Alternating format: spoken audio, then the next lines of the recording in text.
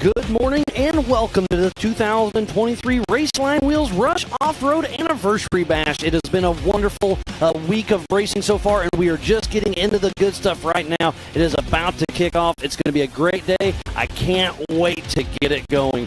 Pam, it's going to be a great day, isn't it? It's going to be an amazing day. We had some rain come down last night. It's not going to be dusty this morning, but we know that it's going to get hotter later on. It's going to for sure dry up. There might be some dust later on, but the drivers right now are, they're excited there's not dust, but they're worried about the mud getting on all, when it gets on your face mask, what does it do? It's going to cake on there, so mud might be the issue today. We've been worried about the weather, but yeah, like you said, I think it's going to die down on the dust just a little bit. The mud holes had a little bit of mud, but it's going to be great to see. So I think it's going to be a great day of racing, and it's just going to get better as it goes on throughout the day. It's going to start tacking up. I think we're going to get some blue grooves this afternoon. I think the 4400 class is going to be extremely fast. We're going to take a quick look at the track. Let's check it out. So this is yesterday. You see how dusty it is, but again, we got that rain overnight. There's a lot of rock crawling sections. It looks how tight it is, Pam. Yes, it is. The UTVs didn't have any issues yesterday for the most part with it being tight, but the cars today, the 4500s, the 4800s, and the 4400s, it's going to be tight. They're going to be rubbing those trees. Yeah, the UTVs were probably going to be a little bit faster of a lap time. What was it? I think a 1640 was the fastest lap yesterday. I think we're going to be in that probably 17 to 20 minute with these cars. The 4500 Yukon Gear and Axle Modified class and the 4800 Brannick Motorsports Legends class will be coming on first at 10 a.m. and then at 2 p.m. it'll be the 4400 Unlimited cars, the fastest, biggest names. You can see an either or there. This is an 8-mile lap, an hour and a half plus a lap. For this first race, the Unlimited race will be 2 hours plus a lap. So it's going to be a lot of fast action. I can't wait to get it going. I'm excited. Right there you can see there is water on the course there yesterday as well because there was a creek bed down there. But there we again, right there, super fast, super fun. It was a great day yesterday. Yeah, it's going to be a lot of fun. So it sounds like we're going to throw it down to our one and only Joey Beck to do the invocation, keep everybody safe and sound. So Joey, take it away, buddy. All right. Thank you, Miles. Thank you, Pam. I'm honored to be out here. I'm Joey Beck with Ultra 4 Racing. I'm going to say our prayer. We're going to pray for safety over all these racers. Lord, we come to you today. We just ask for blessings and favor as all these racers are out here on this track, racing to their best of their ability, putting it all on the line. We thank you for all the blessings allowing them to be here in this moment with these people, our friends, our family. Lord, we thank you for this opportunity. We thank you for Rush Off-Road. We thank you for Ultra 4 Racing. And we thank you for everything in every part of our lives. And we know that you are good. Lord, we just ask for safety. We ask that each person out here come back whole with memories for a lifetime. And Lord, we just always and every day ask that you continue to bless our lives. In Jesus' name we pray. Amen. All right, we're going to throw it back down to Miles and Pam. Thank you. Thank you, Joey Beck. It was a great deal. That's our first thing we want to do is keep everybody safe and sound, and that's what we want to do with everybody there on courses. That's safety first. We're here to have fun. We're here to go fast, but we want to keep everything in line. So next up, we're going to do our national anthem. So if everybody could please remove your cap, stand up. There's an American flag out on course, so everybody stand up, and we're going to sing the greatest song in the world about the greatest country in the world, our national anthem.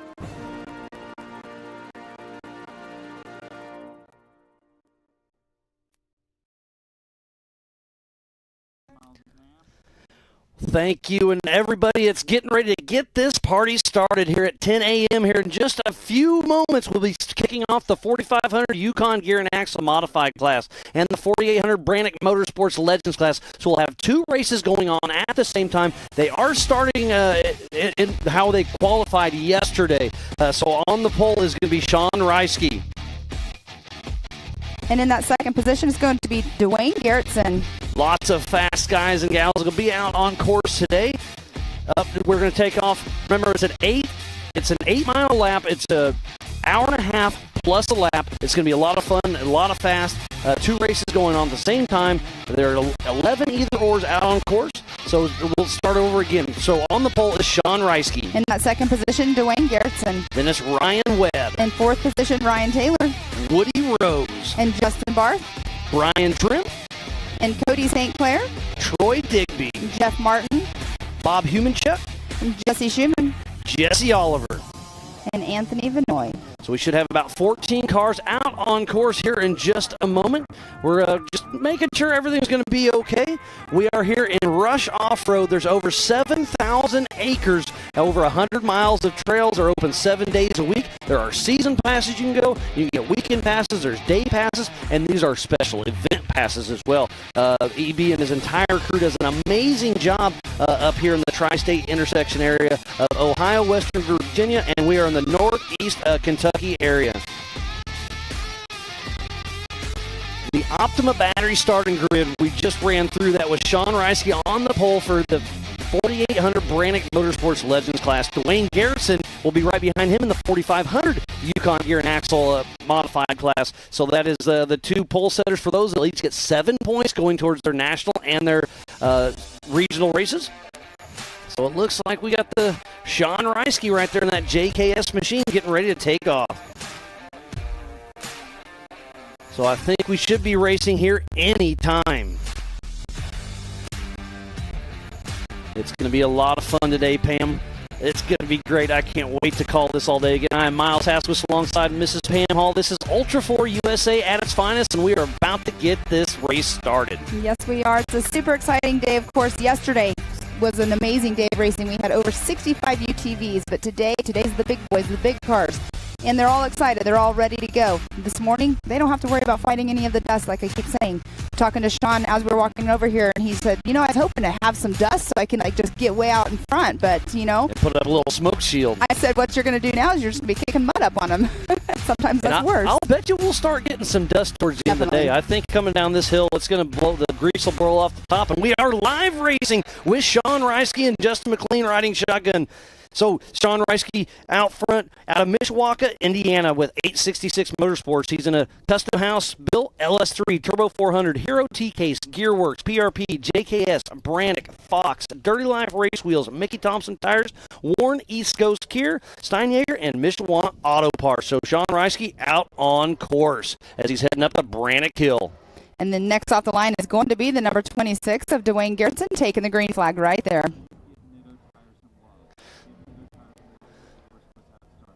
So we're going to give the love to Nitto Tire. Thank you for bringing the starting grid for us. Sean Reisky out front. Now it's Dwayne Garrettson, number 26, out of Alma, Arkansas, with Come Get You Some Off-Road. He's in Jimmy's 4x4 Bronco, Limitless Performance, Turbo 400, Atlas, Spider Tracks, Brannick, Yukon, Yokohama, Raceline Wheels, Steinjager, Bradflow, Warren, Limitless Performance. And up next is the number 717, Ryan Rollover Webb, with Chris Branton riding shotgun out of Bossier City, Louisiana, with Kryptonite Customs. Jimmy's chassis, LSS 680 horsepower, maximum turbo 400 SCST case, Spider Tracks, Gearworks, Fox, Raceline Wheels, USD Stickies, Kryptonite Customs, and Liquid Molly. So we've got the first three off the line.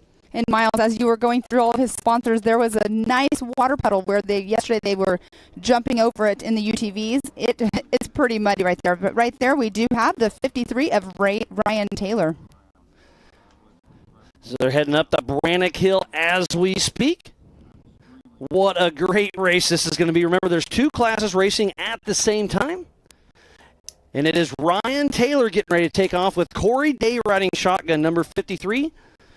He just took off out of North Liberty, Indiana with Team Indiana and Rock Roots Racing. Up next is number 22, Woody Rose. Tad Dowker was maybe going to ride with him. There's Sean Reisky coming up trail 69.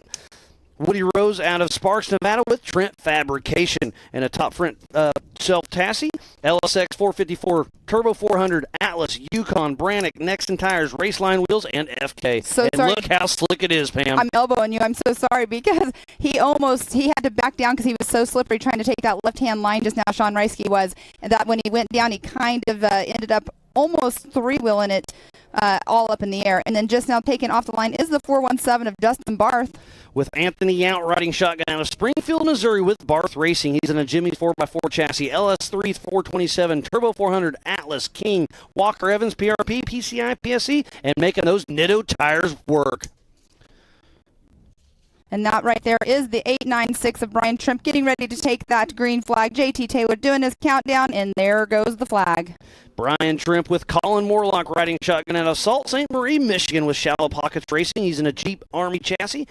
GBM LS 408, Tranny Tom Turbo 400, Atlas, 14 bolts front and rear, King, Mickey Thompson, Vision, Warren, Optima, Yukon, Brannick, Rugged Ironman, and Gilbert Brothers Racing. And there's Dwayne Garrettson making his way through Trail 69. It is slippery out there. They are sliding around. Those rocks are definitely very slippery. And here's a great shot of the either or, and he's getting a little slideways there on the side of the hill. Dwayne Garrettson going to back up, and who's right behind? Is that Ryan Webb possibly? So it's a so if I was the car, I think that's Ryan Webb. He's going to go right behind Garrettson. Nope, not enough room. So I would go to the right here, starting to get a bit of a bottleneck, but they'll get on those the horsepower and really let her eat. And so the preferred line yesterday was straight at us, but I think with the muddy conditions this morning, that's going to be that right line. Exactly, and that's exactly what Sean Reisky did. He backed down, and he did take that right-hand line, and that right there, that Woody Rose? is Woody Rose, yes. These cars, no, that's Ryan Taylor. And another Trent Fab car. Looks very similar. And these cars are going to be hard to tell apart. We'll do our best. They're already brown. And taking off the line we just missed him was Cody St. Clair. The Texas kid with Tyler Haggard riding shotgun out of Ponder, Texas with SCR Motorsports. And then Troy Digby right behind him out of Charlotte, North Carolina with Digby Racing. So there's lots of action all over the course, and we can tell that the rain last night has already taken its toll. And that is Jeff Martin in the 1470 taking that green flag. And With there's Sam Bratton riding shotgun out of Martinsville, Indiana with Martin Racing. And that was Woody Rose right there on screen, taking that right-hand line, as we've been seeing all of them doing because they're struggling going up that left-hand lane.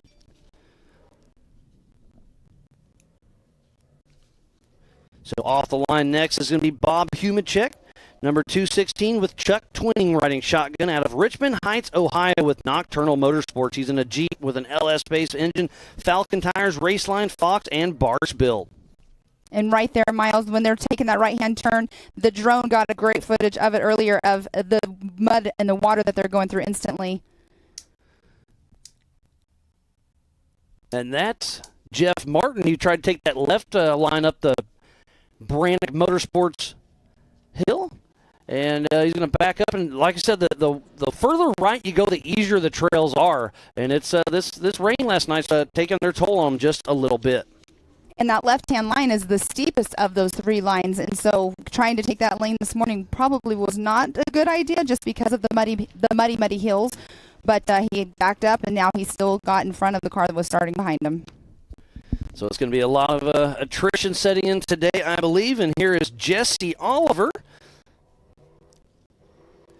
with Randy Knoll riding shotgun out of White Lake, Michigan with Oliver Racing. He's in a Ford-based chassis built by Oliver Racing, Mass Motors LS 427, Edmunds Turbo 400, Atlas, Brannick, Warren, Raceline Wheels, Mickey Thompson Tires, Rugged, Magnitude Suspension, Ironman Off-Road, Off-Road Anonymous, and Edmunds Speed Shop. We saw him take a little tumble during qualifying yesterday, so he's taking a rear start. But remember, they are taking off one at a time every 30 seconds. This race is on adjusted time. We're back to Cody St. Clair and Troy Digby. trying to make their way up Trail 69 with blowing the mud off the top of these trails. I think this rain is a little worse out in the woods than it was here in the parking lot, Pam. And definitely. I mean, it was bad here in the parking lot. We were slipping and sliding all over the place. But out there on race course, there's going to be some puddles out there. We do see somebody right now already off to the side of the race course, and I think that is Justin Barth. I think you are correct. Justin Barth at the top of the Brannock Hill. So not sure what's going on up there, but tough break for Justin Barth being stopped so early into the race. He's out. Somebody's out of the car. Is it driver or co-driver? Not quite sure who it is out of the race, but hopefully it's just a minor fix and they'll get back out on course. But all of this mud and the water that they're going through, it gets in the air intake, and that can cause electrical, exactly, and it causes major issues. We saw that at Disney, Oklahoma last year with our Legends of the Fall race. I think it was Lauren Healy. He was having some major issues electrical because of all the water, and that's what can happen out here.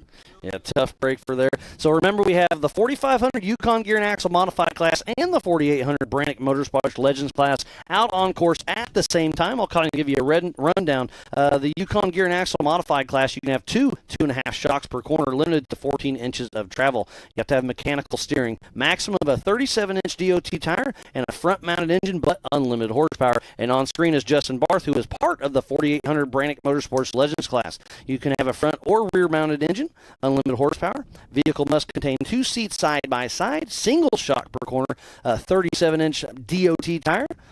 Only solid axles are allowed, and it's a really cool thing because you can build a specific car for this class, or you can retire a 4400 clock and put smaller tires in a single shock and take it on out. So coming to the screen is Jesse Schumann, that old Bronco, bouncing his way through Trail 69. Jesse Oliver right behind him. Now, you see the windshields on the bottom of these cars. They're trying to probably block some of that mud. It definitely probably helps out for sure on that, and I like that they have that there. But right there, that is the 4517 of Jesse Oliver. That's right behind Jesse Schumann. Sorry, I lost my train of thought there for a moment. All good. There's a lot of stuff going on. It's going to be a lot of fun. Look at the...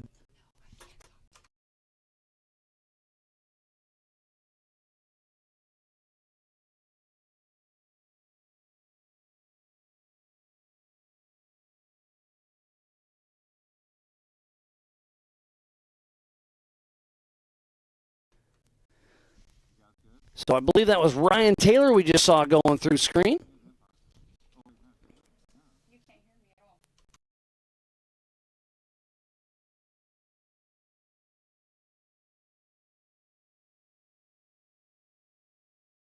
There's Ryan Webb and Dwayne Garrettson right behind him.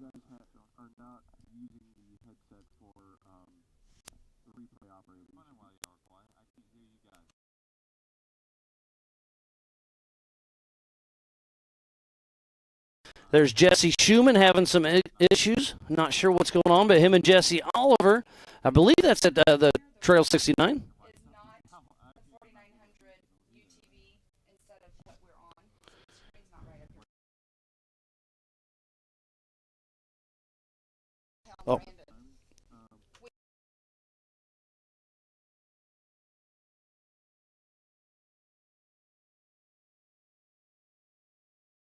And look at everybody that's jammed in here for the Rush Off-Road Anniversary Bash. There's over, I think, 2,500 tickets that got sold. We'll be racing Ultra 4 USA all day long. And then tonight we'll do some America Pro Rock Bounce. There's $20,000 on the line. We got some big names coming out to put on a show. It's going to be a great day, so be sure to stay tuned in all day long. It's super exciting. I know last night they did a post, and they're like, the last 100 tickets are going to go tonight. Who's going to get them? You better buy them online, because if you get all the way here to the gate, and they'll probably be sold out. You can hear me now? I was freaking stressing out. I was just trying to be like, our timing wasn't up. There is Brian Trimp coming into screen. And that is the Yukon launch section. So we've already had a few cars coming through there, and this is a steep downhill, and you can see how greasy it is. You kind of just fall in these ruts and just kind of bebop all the way through.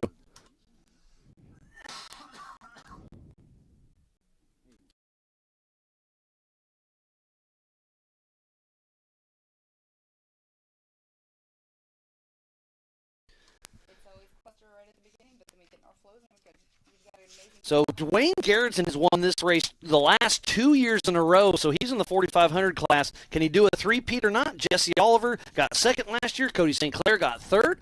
The fastest lap, yes, last year was only a 6-mile lap. This year's an 8-mile lap. Dwayne Garrettson with a 15:42 last year. Brian Tripp with a 14:43. So we're going to have to add probably about 3 to 4 minutes to those laps with the extra couple miles and the slick conditions. Exactly, Miles. That's exactly where I was going to go with that for sure because of the extra mileage, like you just said. And that right there is Justin Barth. So he has got himself moving again. That is amazing to see. So maybe it was just a mud issue. Who knows? We'll find out later on. But it's good to see that he's actually back out on course. Yeah, great to see him moving. And there was a great shot of that car. You can see the tree kickers on the side. So that's going to be, when you're sliding down these trails, that's going to be a pretty good advantage for him. Not sure what happened, but they got it going, and that's all that matters. And you can see he's struggling right there a little bit going up that as well. I mean, it looks like it's just sticks, but the mud is slick. really so what slick it out is here. the top of it's really greasy. And once that gets blown off, I really think we're going to have some great traction a few laps into this race. Also, don't forget you can go to live.ultra4racing.com to have the same timing we have here in the Project X booth.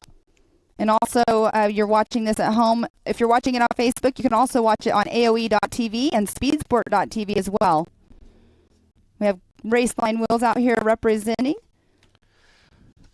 We have Warren here on site. We have Nitto on site as well. So a lot of our great marketing partners are out here making sure everything happens. There's Chip McLaughlin right on screen, making sure everything's, he's kind of checking out. He'll be racing later on today. There's a great shot of the AMSOIL hot pits.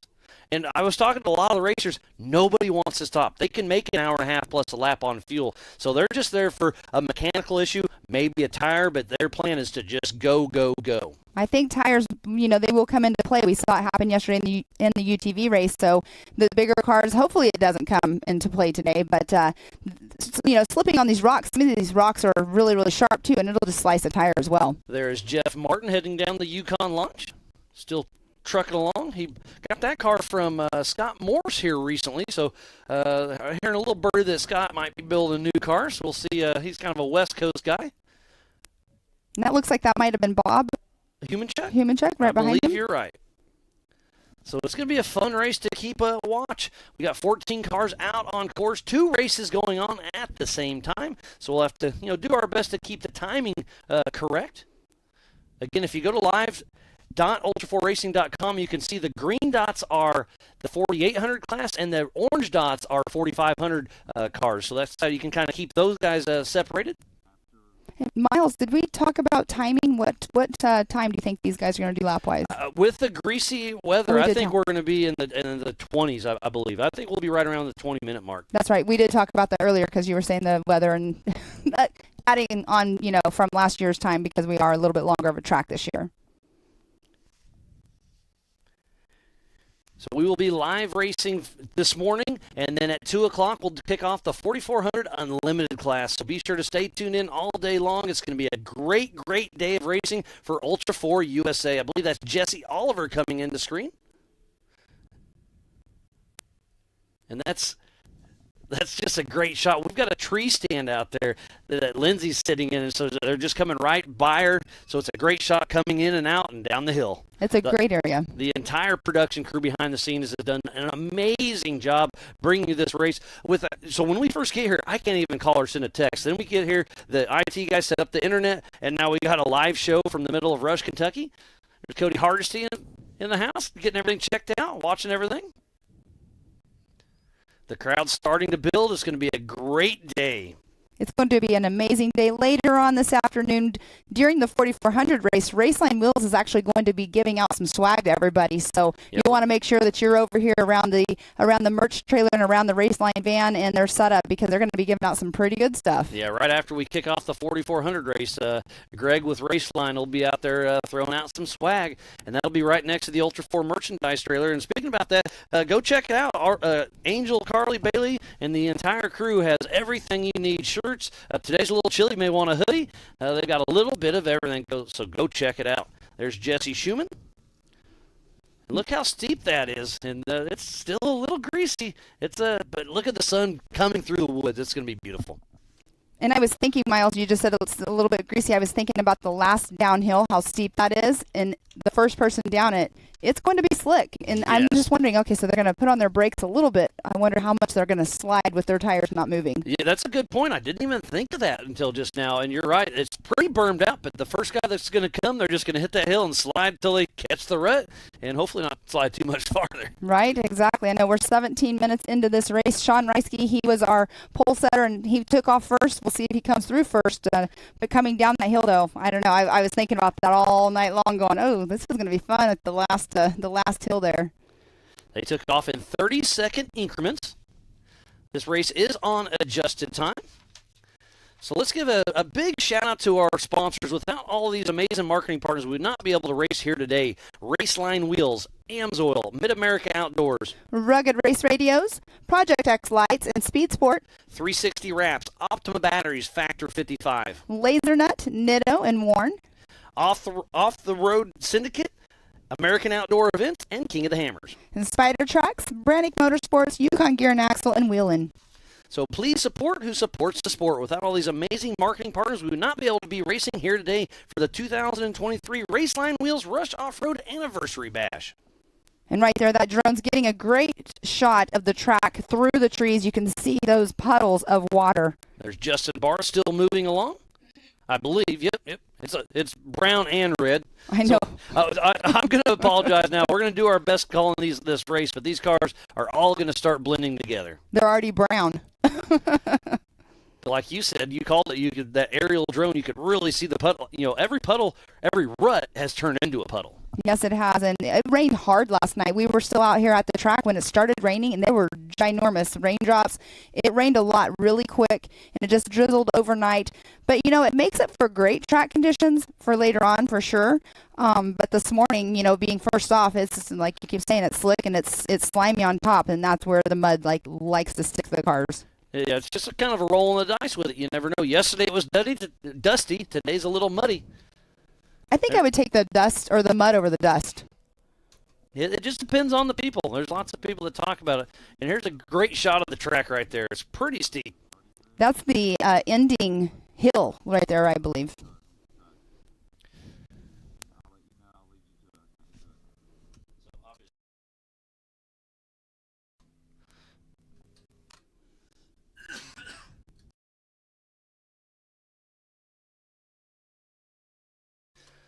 There's the start line right there. You can see right there in the middle of our screen the Ultra 4 merchandise, the Jumbotron. At the bottom of the screen, that Raceline Wheels blow-up arch, and those two big tires is the start-finish right there.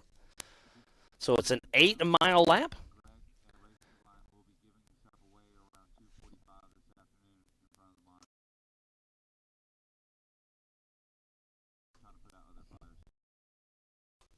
So there's a great shot of the Amsoil hot pits.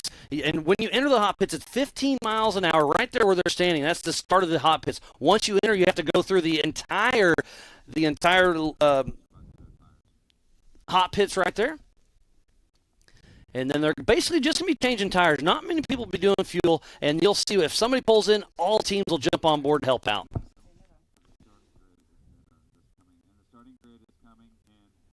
So we got everybody off the course, but we're going to go back to the Nitto start grid and check out who started out this morning. So in the 4800 Brannick Motorsports Legends class, it was Sean Reisky. And then in that second position, Ryan Webb. In third spot was Ryan Taylor. And fourth was Woody Rose. In fifth spot, Justin Barth. In sixth, Brian Trimp. In seventh position, Jeff Martin. In that eighth position, Jesse Schumann. And then this is the Nitto grid for the 4800 Brannick Motorsports Legends class. So up next, we'll bring in the 4500 Yukon Gear and Axle Modified class. So here's the Nitto leaderboard. It was Dwayne Garrettson getting that pole position. In that second position, it was Cody St. Clair. And third spot was Troy Digby. In fourth position, Bob Humachuk. And that fifth spot goes to Jesse Oliver. So thank you, Nitto, for the lineup, getting everybody off the line. Remember, they did start with how they qualified yesterday. That was just within their class. And that may have been Cody St. Clair. I just caught the taillight just a second as they're heading down the Yukon launch. We have another camera out there for the Spider Tracks backstretch. We should have some action coming through there here in a little bit. And we're roughly 21 minutes into the race, so it's very curious to see when the leader will be coming through. It might be more of a 23, 24-minute lap, it's kind of looking like. We'll get a camera on the leader coming through here in just a moment whenever they do start coming through. But there's a couple, I'm driving the course in my brain right now, and there's a couple really steep uphills that I'm thinking they're going to have to use those Warren winches today. And it's going to be slick. There's 2 spots that I can think of right now that are really slick up, and I think they're going to do some winching, putting their Warren skills to the test. And speaking of Warren, they're out here. We have Justin out here. They're out here enjoying some time with him and his family. Yeah, Sergio's out there sitting in the booth. He raced yesterday in the stock class, having a little fun while he's out there racing. There's our drone landing pad there on the Raceline wheels booth.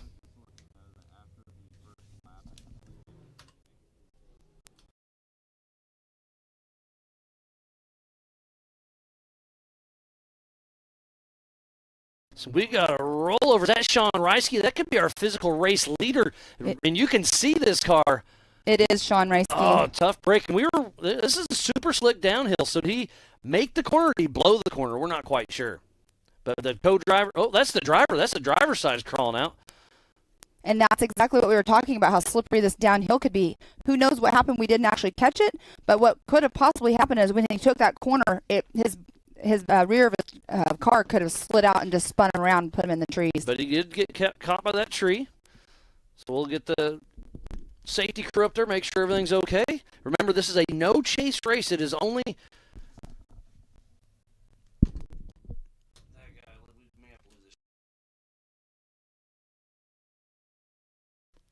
This is a no-chase race. Only fellow competitors or safety crew can help him. So Sean Reisky is on his side. Tough break. He took off first, and we are 23 minutes into this race. So we're showing that this course is a lot more difficult. We were at a 1640 yesterday.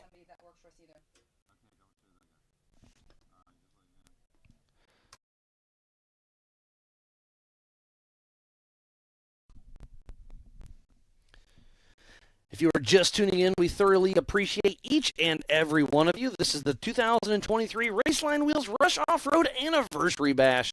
We are just outside of Ashland, Kentucky. And this is Ultra 4 USA Racing at its finest.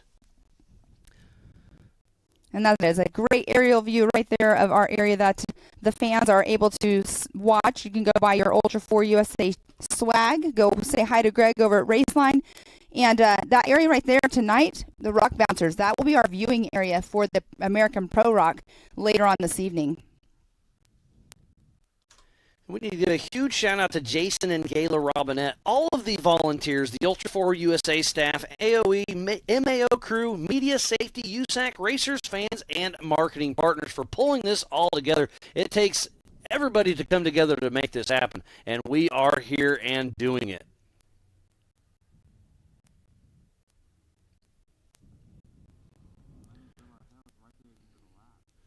Yeah, where Sean Reisky rolled over, it's that last downhill, so all the crowd right there can see him.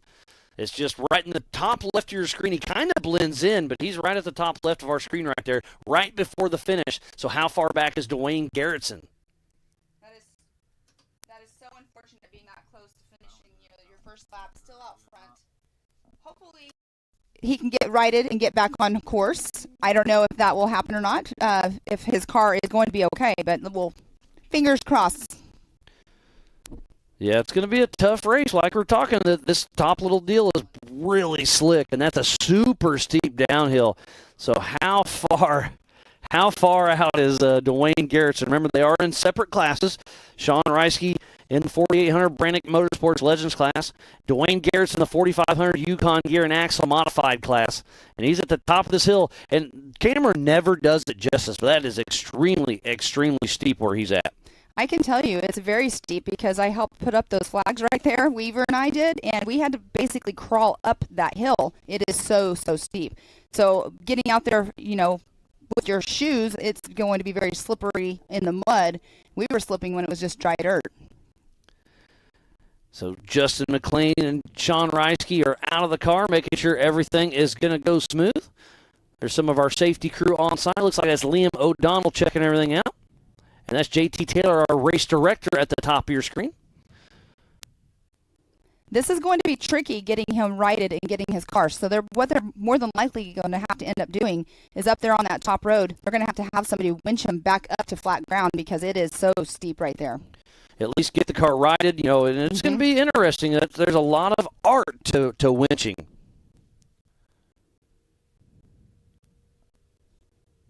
Dwayne Garrettson's quite a ways back. I mean, this has happened however many minutes ago, and we still have not seen our second place person that will be coming through. Something also we have new this year for 2023 is all registered racers will receive an Air Evac Life Team free of charge for being part of the Ultra 4 USA racing family. Really cool to see the Robinettes bring that to the front line.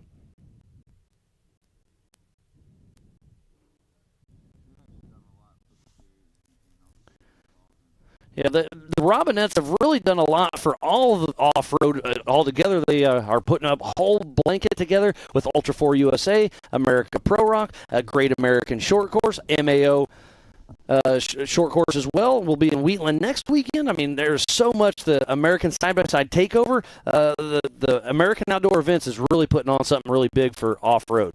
Yes, and then at Mid-America in Oklahoma, we'll have the Lifted Truck Nationals later on in September.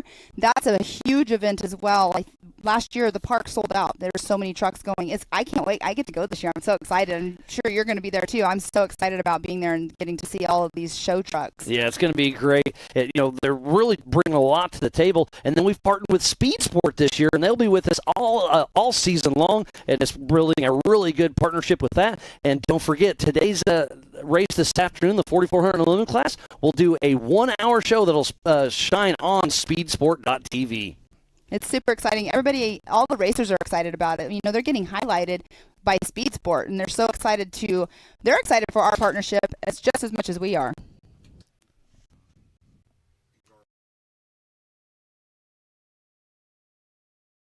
So trying to get a game plan together to get Sean Reisky back in action.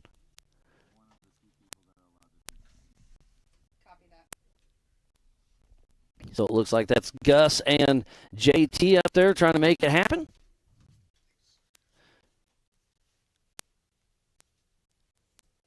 And he's just sitting right there. I can see the finish line. I want to go out for another lap. But wow, we're about a half hour into this race, and we're guessing 20-minute laps. Well, we still haven't seen Dwayne Garrettson come through yet. No, we haven't. It makes me wonder if they're, like you were saying earlier, having to use their worn winches out on course because some of those areas are super, super slippery. And there we go. There's Justin Barth. This is the Spider Tracks backstretch, so he's about 5 or 10 minutes out. Remember, he was stopped early in the race, so it's great to see him still moving strong. But he is the only other one that we have caught on camera in quite a while. He's the only one that we have seen. So I'm sure they're all out there still moving. We just have not caught them quite yet, but we'll be catching them here just momentarily.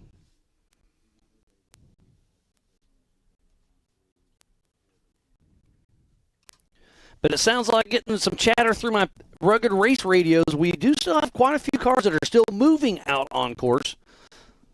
We have a lot of course marshals making sure the course is safe and sound, and they'll call in every once in a while and say, yep, cars are still moving through, and the course is locked down. We've had to turn a couple of people around, but everything's the course is looking good. It's coming together. And right now Sean Reisky is just itching to get that car uprighted and get back out on course. Or the thing about it, too, is now he's been like this for so long. You don't want to start your car right back up after it being on its side. Yeah, because sometimes the oil can get on top of the pistons, and it can cause a little havoc, but I'll bet you'll get it righted. It'll crank it over a few times, because sometimes you can leave your fuel pump off, and you can just crank the engine off. But it should be good to go. This is the Ultra 4 USA Eastern Season Opener. Oh, there's Dwayne Garrettson, the 4,500 Yukon Gear and Axle Modified class. That is our physical race leader for his class, and he'll get around Sean Reisky as long as he can make that drop. And he's taking it a little slow, but he's making it happen. So tough break for Sean Reisky, but Dwayne Garrettson, our new physical race leader and the leader for the 4,500 Yukon Gear and Axle Modified class with a 31-minute lap. And you could see how cautious he was being just now in those corners of sliding And here comes out. another car. That is Ryan Taylor, or I believe that's Ryan Taylor. Well, if it is, we'll have to remember the lights. 53, yes, that is Ryan Taylor and Corey Day. You know what really saved us on that was that rear number plate. Yeah. Even the shark fin on him was muddy. Yeah, everything is muddy on these cars.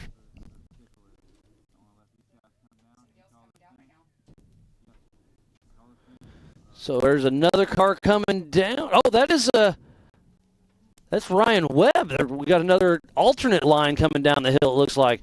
So JT Taylor's up there managing everything, and he may be sending them down a different line. So Ryan Webb makes it through. There's Cody St. Clair, the Texas kid on the Spider Tracks backstretch. So we're starting to see a little more action, but the course is definitely getting spread out. And I really hope we can get Sean Reisky back on all fours and back out there racing. So it looks like Dwayne Garrettson was at a 30-minute, 58-second lap.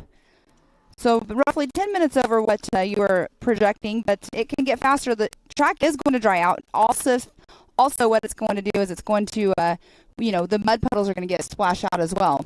But we do have Ryan Taylor that did come through. He is at a 30-minute, 12-second lap. So on adjusted time, it's Ryan Taylor in the 4800 Brannick Motorsports Legends class, then Ryan Webb, and then the 4500 Yukon Gear and Axle Modified class, it's Dwayne Garrettson. They're all over 30 minutes. That is Woody Rose, I believe. Did you see him slide just a little bit down the hill? So they are sending them, obviously, as you're seeing right now, they're sending them before that turn because it is such a slippery, muddy mess up there. And Ryan, with the car, Sean Reisky being up, on his side, they want to make sure that everything is safe. And he has a right rear flat coming through that Raceline start-finish line. And there is somebody in there, and I believe it's Tad Dowker riding shotgun with him, so he'll be heading into the AMSOIL hot pits and getting that right rear tire swap. There's Jesse Oliver coming down that new line we created. But he's going to take a hard left now, and he's going to be right by the start finish. Ooh, he's got something hanging off the front. Is that steering or a sway bar? That looked like a sway bar that's hanging off. He did just go through those trees, too. Maybe it's a fresh, limb got stuck in there. That is Ryan Taylor, I believe.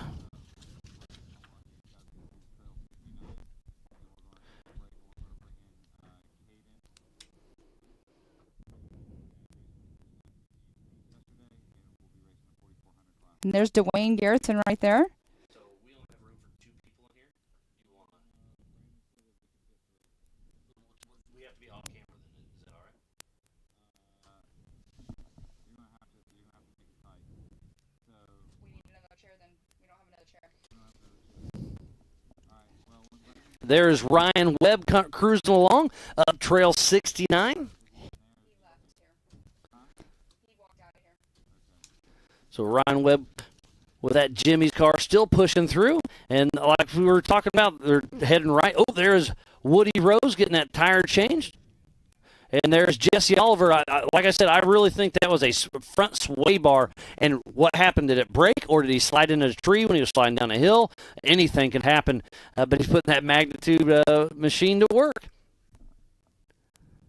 The whole team is down there. So this has mechanical steering because he's part of the 4500 Yukon Gear and Axle Modified class.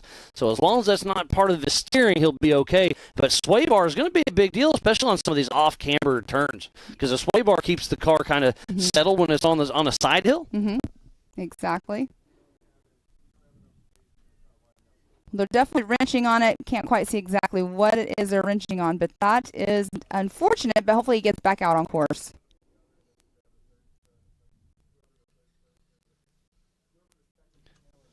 So we have Woody Rose and Jesse Oliver in the AMSOIL hot pits as we speak, and there's a little bit of a creek run right down the middle of it. And remember, if you drop into the AMSOIL hot pits, it's 15 miles an hour, no passing, and you have to drive all the way through the entire AMSOIL hot pits.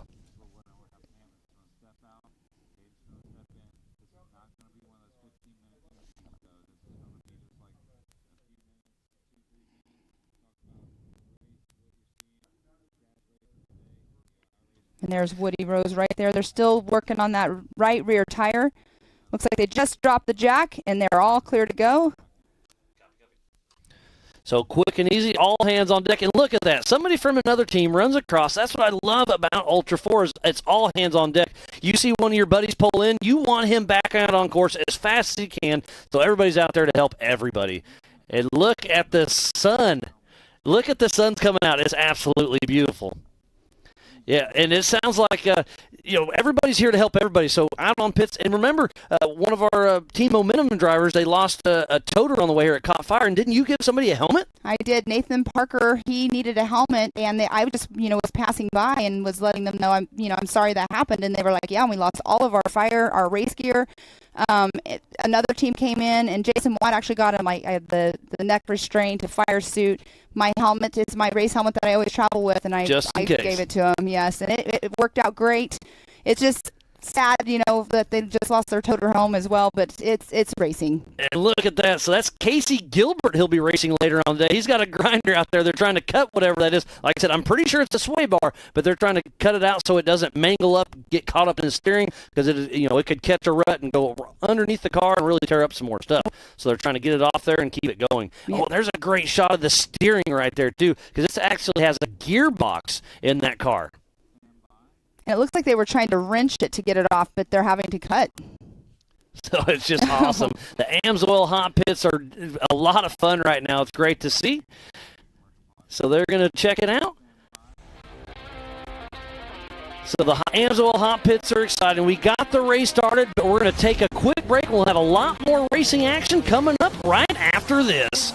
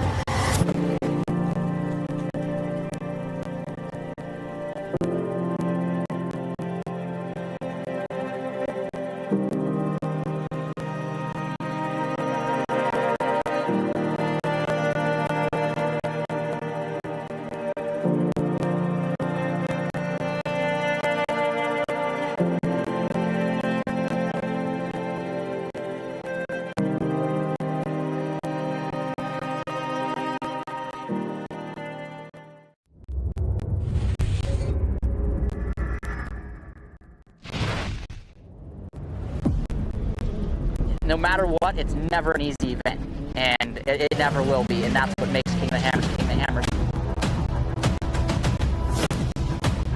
Tire choice is everything. I mean, to have a tire that's reliable and consistent and drives well out in the desert, but yet when we get to these crazy rock sections, still has grip and performs, and we can hit these sharp, jagged edge rocks and not have a problem, is what we need, and the Roxillas definitely are second to none when it comes to the UTV tires. It just speaks traction. It's got big lugs hanging off the side. It's got big lugs down the side of the sidewall of the tire. If you're going to look for something that makes traction and is going to grip in rocks and dirt and everything, you look at a Roxilla and go, man, that thing looks like it's going to do the job right there.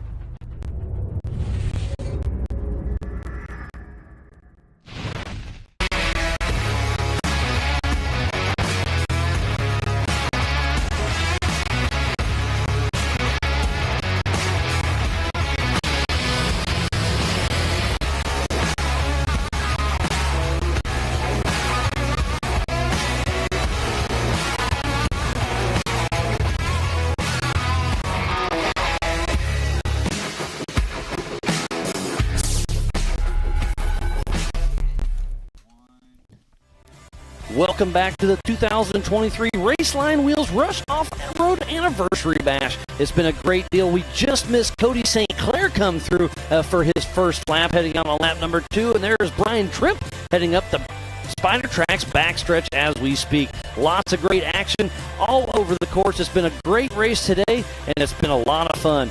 But I've got a special guest with me. Caden Hunt has joined me here in the Project X booth. How much fun you having? It's a lot of fun.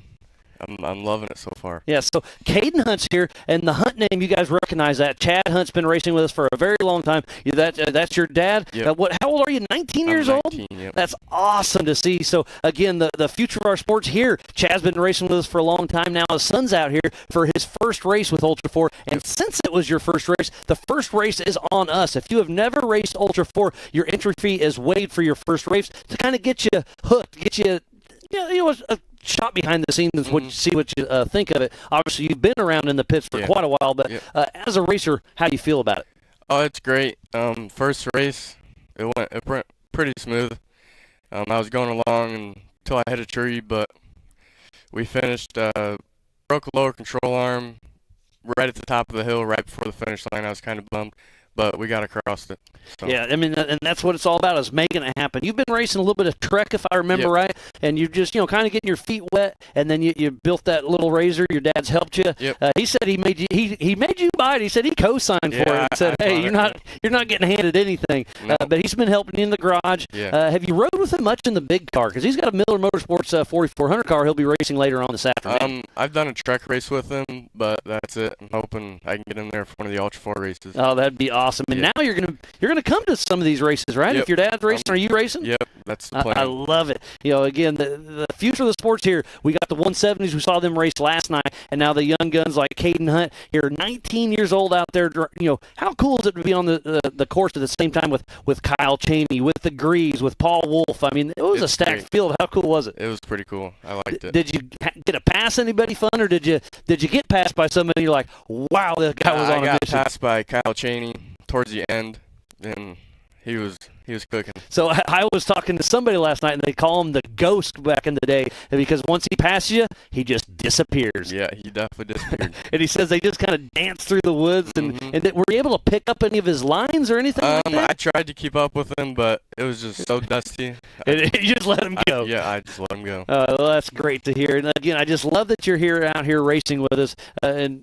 So yesterday it was extremely dry. It was dusty. Yeah. Well, now you see how wet it is. Yeah. Would you have rather it rained a little bit, or did you like the dust, or would you like the mud?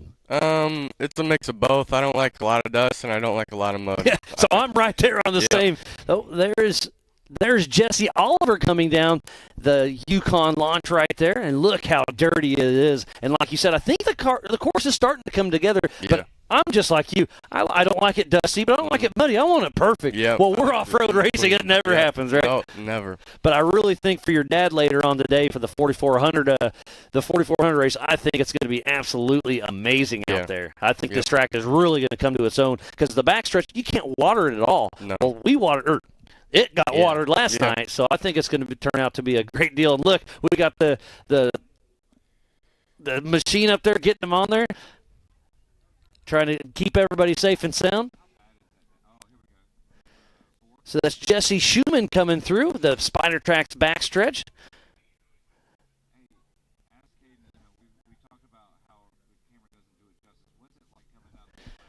So we just saw the excavator up there. So this last hill right now, obviously the camera never does it justice. How steep is that? You know, I came down there marking course. It's steep. It's pretty. It got more worn in as the race went on. It got steeper and steeper.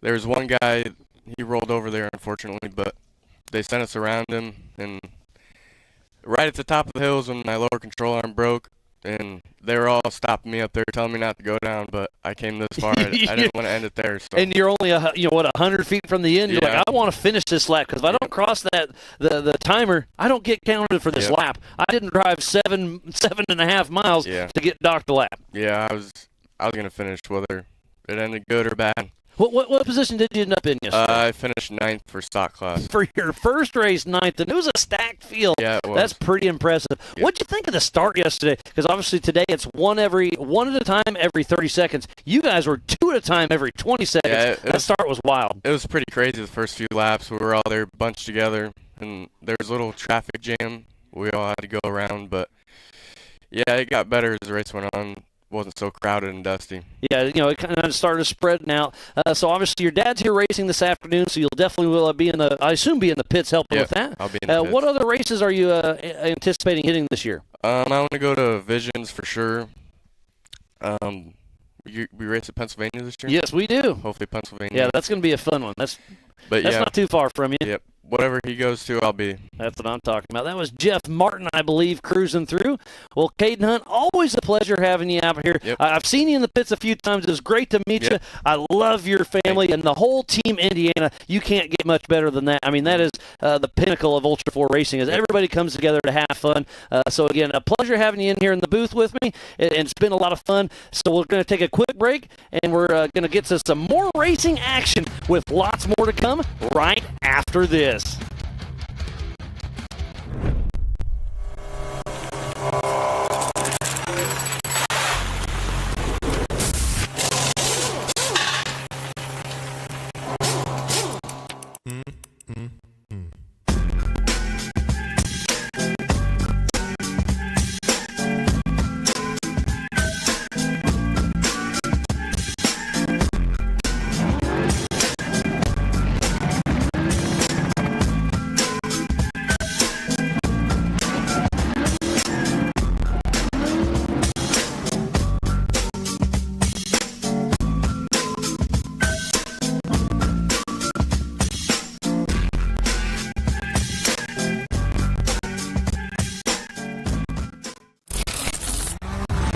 When it comes to suspension tuning, there's only one name we trust: Double E Racing.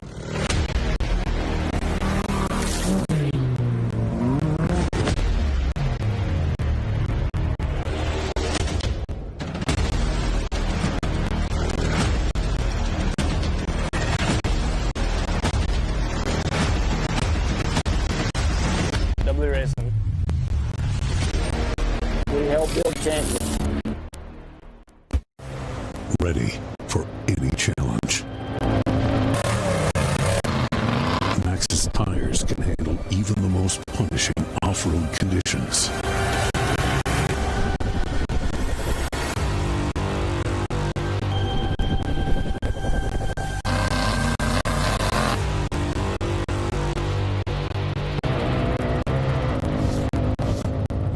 Maxxis tires. Tread victoriously.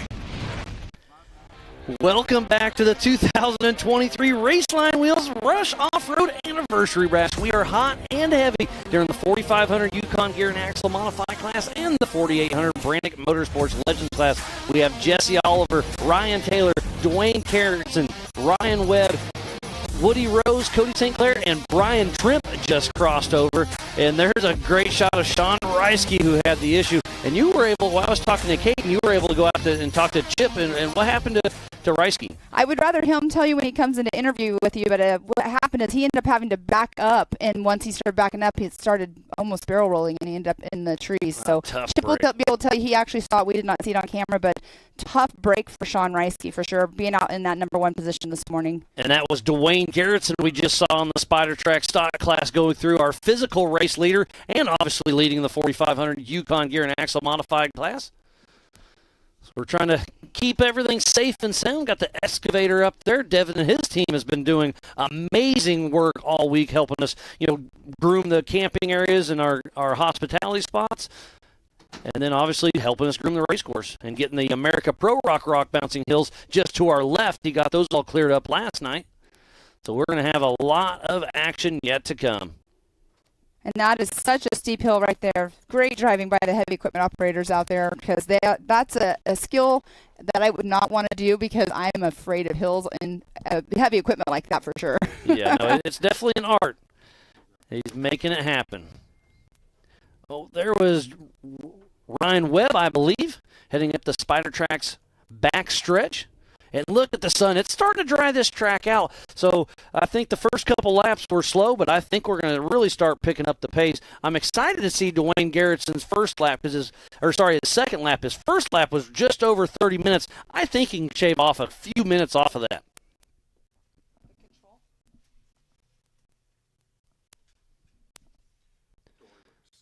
So this is the Raceline start-finish just to the right of your screen. The blow-up is there. And we're still trying to recover Sean Reisky. I wonder if his car is okay, if he's going to be able to keep going, because to be on that pole position and then have that tough break on that first lap is definitely a bummer.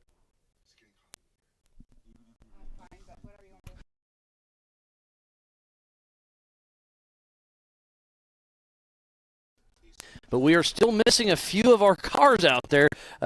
Justin Barth has not came through. Troy Digby, Jeff Martin, Bob Humachek, and Jesse Schumann still have not completed their first lap. So they're out on course struggling a little bit. Hopefully to see them come through. And we do have somebody in the Amsoil hot pits right there. The drone is above right now. You might have already called who was in there, but I can't quite see what the car number is. Is that Jesse Oliver? Is he still in the pits? I thought that before we went to break, he was backing up to go get on to race course, but that could be him. I think that is where he was pitted earlier. So we are about 53 minutes into this hour and a half plus a lap.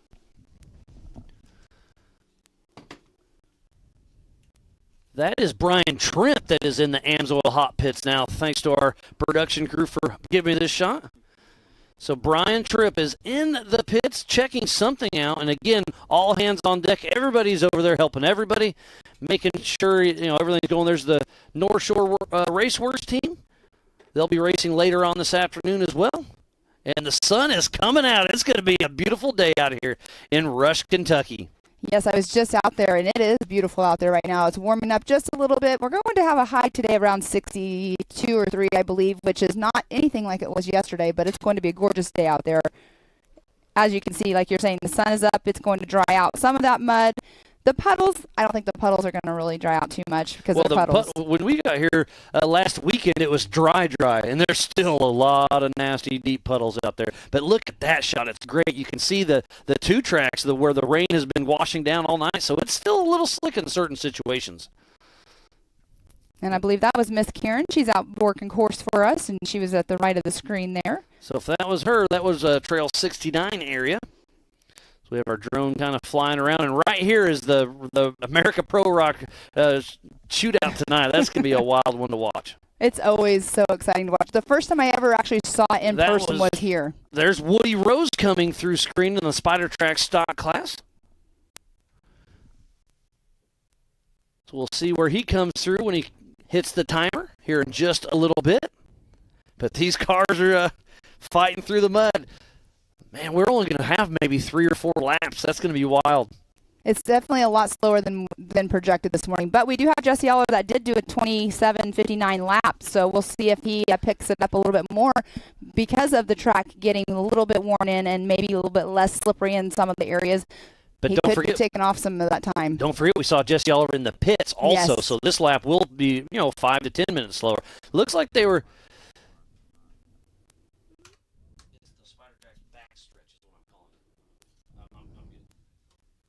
So they are wiring up the fans on the back, it looks like. So maybe they got some mud or some water in some of these sections. I have a question for you. Is there a way?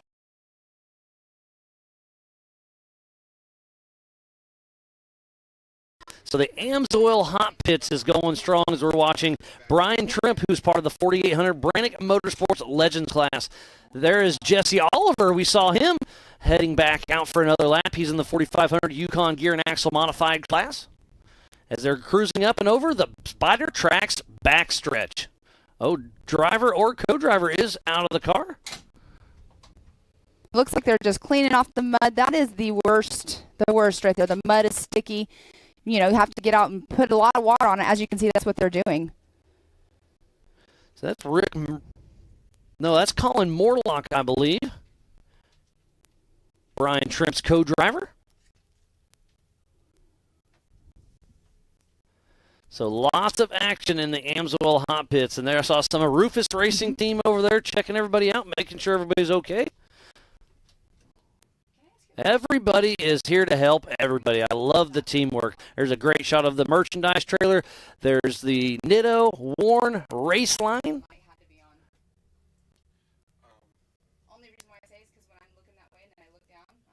And the crowd is going to be great tonight and this afternoon. The more and more people will be pouring in here for the 2023 Raceline Wheels Rush Off-Road Anniversary Bash. You can see the food trucks over there to the right. I had a funnel cake from one of them last night. It was so good. Yeah, we had barbecue last night. Thanks to the Robinettes and Ultra 4 USA, did a driver's appreciation dinner. It was a lot of fun to catch up with a lot of old faces and a lot of new faces here at Ultra 4 USA. And that's something that, talking to the drivers that have been here, they're so excited to see so many new faces out here because the sport is just growing. The sport is growing bigger and bigger. Our UTV class being as large as it was yesterday, and that's the largest, fastest growing class in any motorsports that has UTVs. So the new faces, it is exciting to see them. The new spectators that are out here. It's just going to make this whole entire sport just grow even more.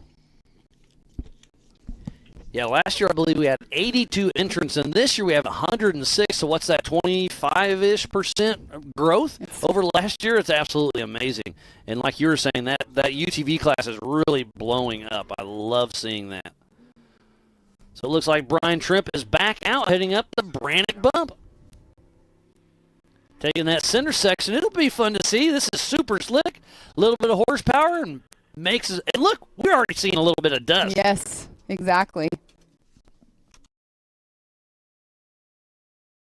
So far, so good. It's been a great morning of racing. Yesterday, we started off with qualifying. And, here's a Trent Fab car. Looks like Ryan Taylor. And look at him just coming down this hill. Yes, that is Ryan Taylor in that Trent Fabrication car. He'll take a hard left and click off another lap. So Ryan Taylor is now our new adjusted time leader. He was our national champion last year for the 4800 Brannick Motorsports Legends class in that Trent Fab car, and he's really pushing strong. There's Dwayne Garrettson. He was leading this race, so Ryan Taylor did good around Dwayne Garrettson. They are in two separate classes, so Dwayne Garrettson is our physical leader in the 4500 Yukon Gear and Axle Modified class. He's trying to find his line. He kind of slid a little far down that hill, possibly. Trying to get lined up so he can make his turn to head on down. And how much mud is sticking in between the tread of the tires. Ooh, look at that. Oh, a little sideways. Gonna catch that tree? Nope, he does. He gets on down. That shows you how slick the side, how steep and slick this side. Man, this is great. So the physical race leader is Ryan Taylor and in his class. And then Dwayne Garrettson is leading his class as well. Dwayne Garrettson has won the last 2 years in a row, and it's looking good for him. Getting a little crossed up here. So that's a little ski jump there, but he's checking up for it. It seems like he's been checking up a lot on these little iffy areas, which I would too. I mean, right now he's in a good position. He's in first place. I would definitely want to make sure, first place in his class, but I would make sure I'm doing whatever I can just to finish this race. Brian Trimp making it up, Trail 69. This is that little rock crawl section. They got his fans. Hopefully they're still spinning. Looks like they're having some electrical issues of some sort. And that's what we were talking about earlier was, the water or the mud getting stuck in areas and with having the fan issues and the overheating issues. And look at that, it's going sideways. Ryan Webb. Oh, man, this is getting a little crossed up. That is a tight right turn for them because they've been pre-running the other line.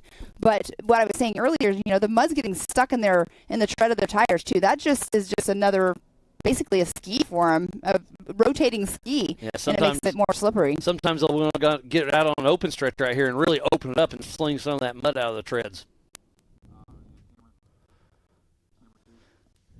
Remember, the 4500 Yukon Gear and Axle Modified class, you can have 2.5 shocks per corner, mechanical steering, maximum of a 37-inch DOT tire, and front-mounted engine. And then the 4800 Brannick Motorsports Legends class. Whoa, we got somebody got tumbled over. And I'm not quite sure who that is, but they just went down and it just caught and went sideways and rolled. We just saw Ryan Taylor and Ryan Webb getting a little crossed up, or Dwayne Garrettson, and now somebody tipped over. So now we have. So this is Sean Reisky still on our left. So now we have both lanes blocked off. Wow! So he didn't even make it to the preferred line. So now he's just at the bottom of that straight drop off. So man, it is absolutely slick. Oh, he missed the top. That is the 1470. That's Jeff Martin, yes. if I'm not mistaken. Okay, so there's no other way around this one, but this should be a pretty quick recovery. So we'll hopefully get him righted real quick. You can see Tripp. See how slick and steep it is. I mean, Tripp is up there, and he's having issues. He's got to get towards the top because he'll have to, yellow flag that. Now, did you notice that Sean Reisky has his car on? So well, he's got lights on. Is it running or not? We're not quite sure. All right. There's Woody Rose coming through. So we'll have to. They've already got a different route going for our drivers. And look how steep that one is. And now see, that's a great shot right here. Look at that. It's so slippery. Oh my goodness. Well, he made it down. Woody Rose is still moving strong. And I'm going to have to say that alternate line actually is a better setup for that turn right there that he just had to go down because the other one being plugged up. That one is more of a straight shot line, especially in this mud, in my opinion. Yeah, no, it's pretty wild. And look how he blows that corner. It's still super slick out there. There's Jesse Oliver still moving, so he'll be crossing another lap over. So we have Ryan Taylor actually has the fastest lap right now at a 27:40. And there's Ryan Webb at trail 69. So, yeah, let's go through this. Ryan Taylor in the Legends class out front. Then it's Jesse Oliver got ahead of Dwayne Garrettson on adjusted time. So let's go through the Legends class real quick. Ryan Taylor out front. Then Ryan Webb. Then Woody Rose. And then the 4500 class is Jesse Oliver and Dwayne Garrettson. And so that's there's only 2 on the lead lap for 4500 Yukon Gear and Axle Modified, and there's 3 on the lead lap for the 4800 Brannick Motorsports Legends class. So where is Cody St. Clair, Brian Trimp, Sean Reisky, Justin Barth, Troy Digby? We just saw Jeff Martin. He's tumbled over up top. Bob Humanchik and Jesse Schumann. Well, we know where Sean Reisky is. He's right there. I see his co-driver is out. It looks like he handed him his helmet. He's probably more than likely just going to back his car down this hill. He does have the lights on. Get it back down and see what happens from here. That's Rick Murray, the co-driver. He'll be racing with Chad Hunt later on this afternoon. So he got almost a full lap of checking everything out. Talk about going 98%, right? I would say that was 99%. And that's of the when track. we were talking to fellow Caden Hunt, part of Team Indiana right there. He was in the booth with us. He was saying that's where he broke, but he was able to limp it across the start. You can see the yellow flag waving. We have another car coming down. Oh, that is look Cody at that. St. Clair. That is super steep. Hopefully he can back up. This is a great shot. Whoa, this is a little sketchy area, though. I have to say, this is when you oh, no. Come on, Cody. When in doubt, throttle out. That's exactly it. You saw his wheels turn left. He blipped the throttle to try to get it lined up, and he did a perfect job coming down there. And look, I think the car's starting to set a little lower with all the extra mud on there. That's going to mess with the suspension. That's exactly what you just said, Miles, is the weight. This mud is heavy. I mean, I'm walking through it with my shoes, and I have so much mud on the bottom of my shoes, it's like glue. I can feel a difference just in my shoes. But there we have Jesse Oliver right there. And here we have Sean Reisky backing down to get off the race course area. So Sean Reisky is getting on course, and obviously he's running and driving. We'll see if they keep going. So it looks like Sean Reisky's going to leave Rick Murray. And that's Ryan Taylor.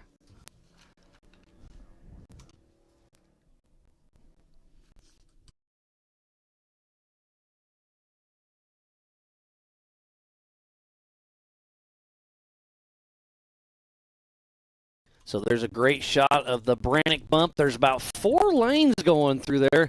And there is Sean Reisky heading into the Amsoil hot pits as co-drivers walking through. So they're going to give a good shakedown of the car. There's Justin Barth. We were just talking about him. Haven't seen him, but he is back and moving. So the attrition's really starting to set in. We'll see how this race comes along. We are an hour and 7 minutes into this hour-and-a-half race plus a lap. So we'll probably get the leaders through one more time, I'll bet. Yes, I mean, some of these, so that obstacle we just saw, when you get to the top, you know it's going to be slick. Those eyeballs are wide open, and they're nervous, excited, I'll bet. So they're going to change a tire. There's Stan Brannick, Mr. Brannick Motorsports himself in the pits, helping everybody out, supporting his fellow racers, and that's what the Ultra 4 family is all about. There is Team Indiana, and look at the army they bring. They're here to help everybody. I absolutely love it. And the co-driver's name out there for Sean, I can't remember what you said his name was, but you could see him just now. They must have hit a tree or something on his side because they were bending his window net back. So it looks like what they're doing, they're going to change some tires, make sure the car is good, and get him back out on race course. And there's the Texas kid, Cody St. Clair. Oh, there's Dwayne Garrison, the leader Jesse Oliver and him are battling for the lead for the 4,500 Yukon Gear and Axle Modified class as he went down the Yukon launch. Here's Trail 69, back to Cody St. Clair. I see moving up there. Is that a safety vehicle? Is that another race car? I see a yellow flag waving, so it more than likely is going to be another race car. And it's steep. It's slick. And that is Bob Humanchuk, I believe. Haven't seen him for a little bit. Steer left, gas. He saved it. Oh, that makes me like nervous. It is sketchy on that little downhill. Yes, that's the 216 of Bob Humanchuk with Chuck Twinning riding shotgun, heading out for another lap. So our physical race leader is, I believe, is still Ryan Taylor, and then Jesse Oliver and Dwayne Garrison are battling close for that next class. Remember, we are racing 2 separate classes at the same time. There's Bob clicking along, passing the Amsoil hot pits. Oh, his door's flapping open. I bet he doesn't even realize that. He probably clicked a tree a little bit ago. As he'll head up the Brannick bump as we speak, he'll take a left. There's about 3 or 4 lanes here. The further right you go, the easier it is. So he's going all the way right, which is the easiest trail. It's a little bit longer, but he's just going to finish. The attrition's definitely setting in. He wants to make this final lap. There's Ryan Webb coming down the Yukon launch. And that's very steep as well, too, but that's straight rock. There's not really a lot of mud like that we're seeing on the other hills that are closer to our home base here to the finish line. But it is definitely a very steep area. And there's Chad Hunt with all smiles. He was dumping some oil in there, and we saw his son Caden Hunt here in just a little bit. Had him in booth just a little bit ago, and Chad Hunt will be out on the course for the 4,400 race here after just a little bit. And that's a team right there. That is a teamwork makes the dream work. And look, they're crawling back in. So Sean Reisky and Rick Murray are going to head out for another lap. So we're going to see what happens, but we're going to take a quick break with more racing action yet to come.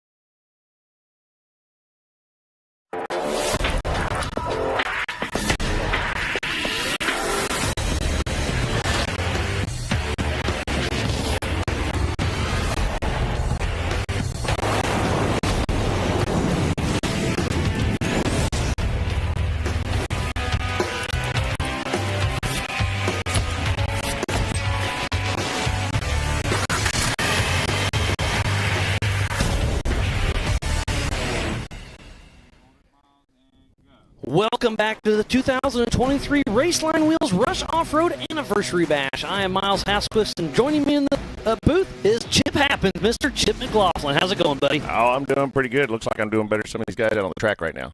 Yeah, so we're watching Sean Reisky right now, getting ready to head out for a lap. We didn't see the roll, but you did, so kind of run us down what you saw out there on course. Yeah, the two downhills right here before the finish. They're slick. It's really slick. So he came down the first one, got a little sideways, as you would say. And a little crossed up. Got crossed up, went over to go to the second downhill. He missed it, had to back up, and he tried to spin the front end around to point downhill. Well, when he did that, the whole car went off the ledge. So he's he didn't know exactly where it was on the ledge, and when he went to back up, he just fell right off the side. Well, there's also a big mud hole, so he slid. He was in reverse. He barrel rolled one down, tried to drive out of it like the rock bouncers do, and ended up against that tree. But it didn't look like there's too much wrong with the car, if I'm not mistaken. No, I think he's about either out right on. Yeah, well, we just saw now. him. He's about to take off, hopefully. So they've got him going. I don't think the car was hurt, but they had to get the excavator up there and get him out. So. And then you were also talking about mile marker 7. There's Sean Reisky and Rick Hunt right now heading out. So great to see them. Tough break, but I'm glad to see them get at least another lap in. And then right around race mile 7, you said there's some issues. Yeah, Cody St. Clair called it in. So we called it in through Weatherman. But at mile marker 7, there's a bottleneck with cars that you're having to go around. And I believe that's the really steep 3 section where you're going up. So they're going to have to put those Warren winches to work. And just like the King of the Hammers days, once somebody has issues up here, you need to help that guy so you can get around also. Because if you don't help him get out of your way, you're sitting here. Yeah, and that's a good thing about the sport. We always talk about it. You go help everybody else because if they finish, you finish. And you're going to return the favor. Like, out at Hammers, you get pulled out. You're going to go down the trail, and you're going to have to get get the next person. So it's give and take, and, I'd rather be helping somebody than sitting in the car waiting for it to clear. Yeah, so yesterday was super dusty. Today it's a little muddy. You have any game plan to keep the mud off your windshield, or what do you got going on? Yeah, I called Dougie Fresh on the way up, and he heard it was going to be muddy, so he gave me some Dougie Fresh advice. Oh, this could be scary. I don't know where we're going here. He told me to go to AutoZone and get some windshield wiper fluid. Well, we don't carry windshield wiper fluid, so I was kind of confused. And he said, well, you drink it, and it keeps your eyes lubricated. So you're going to drink windshield washer fluid, so when you blink, it just kind of comes out? Yeah. Keeps your eyes moisturized. That sounds like Dougie Fresh, and sounds like yourself as well. I got to stay out of the trees somehow. So. I think you're going to kiss some trees. Oh, we're going to hit some trees. I just hope it doesn't break the car and flip us over. But I'm hoping these guys in the 4800 class and 45, blow the top off. Yeah. So it's starting to tack up out there. Actually, on the hill climb just coming out of here, it's already dusty. Yeah, I saw the top. It dusted up just a little bit. So we'll see how it shakes out. So dust yesterday, mud today, but I really think your course is going to come. And there's Sean Reisky on Trail 69. Yeah. Great to see him moving strong. Doesn't look like he had too many issues with his car. No, and, if they can keep it in between the trees, it sounds like they're doing okay. I think it's Jesse Oliver. He's running it without a winch because he broke it yesterday in qualifying in his little long when he tumbled?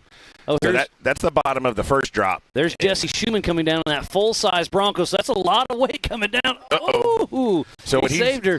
What he's coming down right now is that got developed yesterday during the UTV class. So both downs right now are legal the whole time. And they're tricky. Yeah, and they're tricky. So I think they're trying to spin him around to use the winch to flip him over because they can't get that excavator up there. And I believe that was this is not this is kind of what happened earlier. If you get out of those ruts, you can see the mud up there. You're just going to go sliding down that hill. Wow. And this is super off camera. I was riding across here earlier this week when it's dry, and it was a little bit sketchy. It was slippery dry yesterday. And look how great these drone operators are doing. We're in the trees, and they're dodging limbs to bring you this amazing race action. And Jesse Schumann, he's going to, is he going to back up? He's going to throttle out. So if I was him right now, I'd probably take a left and go up that hill and try to back up and turn around. Well, what I think he's trying to do is they're lining up maybe to winch that flipped over car. Nope, there he goes. He's trying to get the front end whipped around. So now he's on the traditional run. Yeah, what he just did didn't go the same way.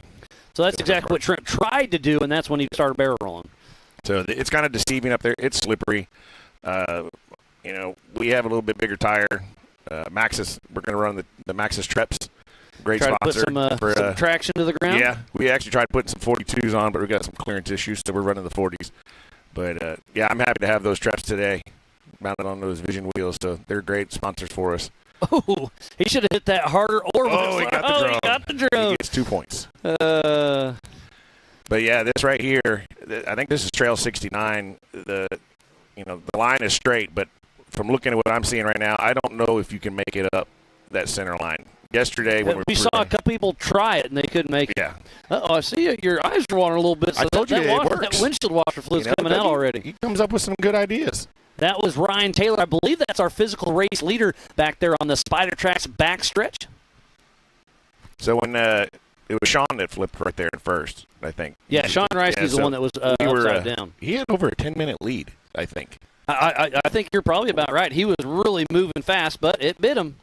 There's Justin Barth. We saw him stopped early, and now he must be in the Amsoil Hot Pits. I know There's he was Anthony Yount riding shotgun. He'll be doing some rock bouncing later on this evening. Yeah. They. I think they were right around a mile marker 7. They had some issue right at the beginning. I don't know what was going on at the top up there, but they got it going. And if anybody can make something work in the middle of the woods, it's Yount. So it's a good co-driver to have. Looks like all 4 of the Nitto tires are holding up. Not worried about that. It's probably something electrical with all the wet and mud out there. There's going to be a lot of water out there today. We got those pre-crossings. Some of those mud holes, they're 3-4 feet deep. You can go off in them. So some of these front-engine cars, I hope their intakes are covered. And did you do anything special for yours? Or yours is in the cab, maybe? Mine's actually behind me, up above my head. So we're rear engine. And so with a head like yours, you got the whole thing blocked. Yeah, it does turbulence going in there. It makes it's like that ram air. There's effect. Dwayne Garrettson on the Spider Tracks backstretch. And it's starting to tack up back there. This course, I think it's going to be almost perfect for you guys. Obviously, the ruts and the mud holes will have water, but I think the rest of the course is going to really come to light with the sun coming out. Well, it's going to be a little deceiving, I think. So it's going to dry out some, so it's going to give you that confidence that everything's tacked up, and then you get into a place like here that's wet, trying to drive like it's dry, and then you end up on your lid. Yeah, you'll be pinballing through here, just like Jesse Schumann's coming up Trail 69. Ooh, he hit that rock pretty hard with the wheel. Saw a little white dust puff up, but it looks like whatever kind of wheel he's got must be a Raceline holding up strong. Yes, sir. We all did an amazing job on this track. I like this track. Even with the conditions that we have right now, it's still a whole lot of fun. I believe that was Sean Reisky coming down the Yukon launch, so he's still moving strong. He was upside down for a little bit, but still trucking along. Yeah, and so did y'all talk about, I think Peanut got, not our Peanut, but the Rush Peanut is what we call him. I think one of them got up there in the excavator and uprighted him, but he can still go because the officials are the ones that helped flip him over, not spectators. Yeah, Sean Reisky did go into the Amsoil Hot Pits. They got him going. There's Ryan Webb coming through in the Amsoil Hot Pits. That was Justin Barth. But yeah, safety crew or fellow competitors can help the cars on track. It is a no-chase race, but obviously that was a safety concern, so we stepped in and helped them ride it.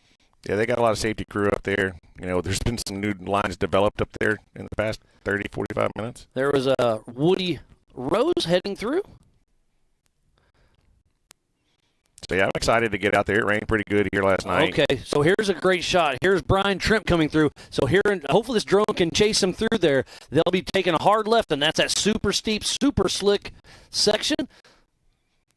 This is going to be fun to see. We'll see if that drone can catch him or not, but it's looking good. These drone pilots are absolutely amazing, bringing you some of the best coverage from the middle of Rush, Kentucky. Yeah, so he's going to the bypass. And, you know, you can get a little bit of a visual on how steep this is. That's about a 45-degree angle coming down where he is right now. That So it's line off is actually, camber and downhill. right. This one's actually steeper than the original path we were taking, but it's straight, and it doesn't have – there's 2 bumps. And he almost went too over. far, but he saved it. So you just turn it and go down. So Brian Trimp, that was a great little save there, pushing strong. Great driving by him. But that's part of this race. You know, we go as hard as we can. King of the Hammers, you know, you're driving 80, 90%. If not, you're going to, you know, you won't podium. This race, you're going to have to back it off. I got in my head yesterday during qualifying, so I'm starting towards the back, which is, in this type of race, I'd much rather be that. Yeah, I mean, you'll have down. adjusted time on your side this time. So we are at an hour and 22 minutes of an hour and a half. So the white flag will be coming out soon, right around that hour and a half mark or so. And then it'll be one more lap to go, and we'll see who can bring home that checkered flag. Right now, I believe it's Ryan Taylor out front in the 4800 Brannick Motorsports Legends class, and then Jesse Oliver in the 4500 Yukon Gear and Axle Modified class. So a lot of great racing yet to come as Brian Tripp motors up the Brannick Hill. It's amazing the difference between the times yesterday and today. You know, the UTVs ran an hour and a half. They got, 8 laps in? Yeah, 7, 8 laps. Turning a 16 to 18 was pretty average on the fast guys, and now we're right around that half-hour mark. What is the fastest lap? It is a 27:40 set by Cody got Brian a 25. Taylor. Cody St. Clair. We got Yes, Cody St. Clair with a 25:12. Wow. So, yeah, I'm going to guess the 4400 is going to be around the 20 mark is what I'm going to guess. Yeah, we were assuming the UTVs would be faster because they're more tight and nimble, and now you added in the less traction. So, yeah, I think the 20-minute mark will be pretty average for the fast guys, and you'll probably be around that half-hour mark or so. I just hope I'm not in here with you during the 4400 Yeah, class. no doubt. No, all good fun. I love giving you a hard time. Chip McLaughlin, the class clown of Ultra 4 is what I like to call you. Yeah, he's got there's something spewing out there. Well, it looks like he's just rinsing some stuff off. So we got a lot of action yet to come. The white flag will be coming out here very soon. Chip McLaughlin, always a pleasure having you in here. We're going to take a quick break and be back with more racing action.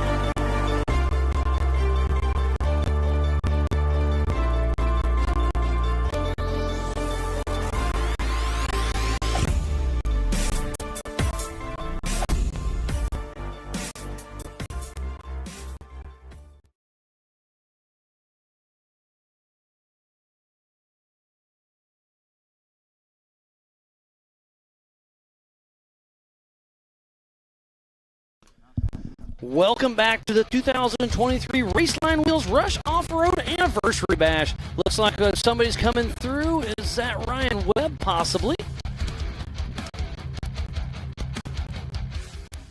That may have been Dwayne Garrettson. I apologize. So Dwayne Garrettson and Ryan Taylor out on another lap, and the white flag will be coming out very soon. So I think next time around for our leaders, it will be the white flag.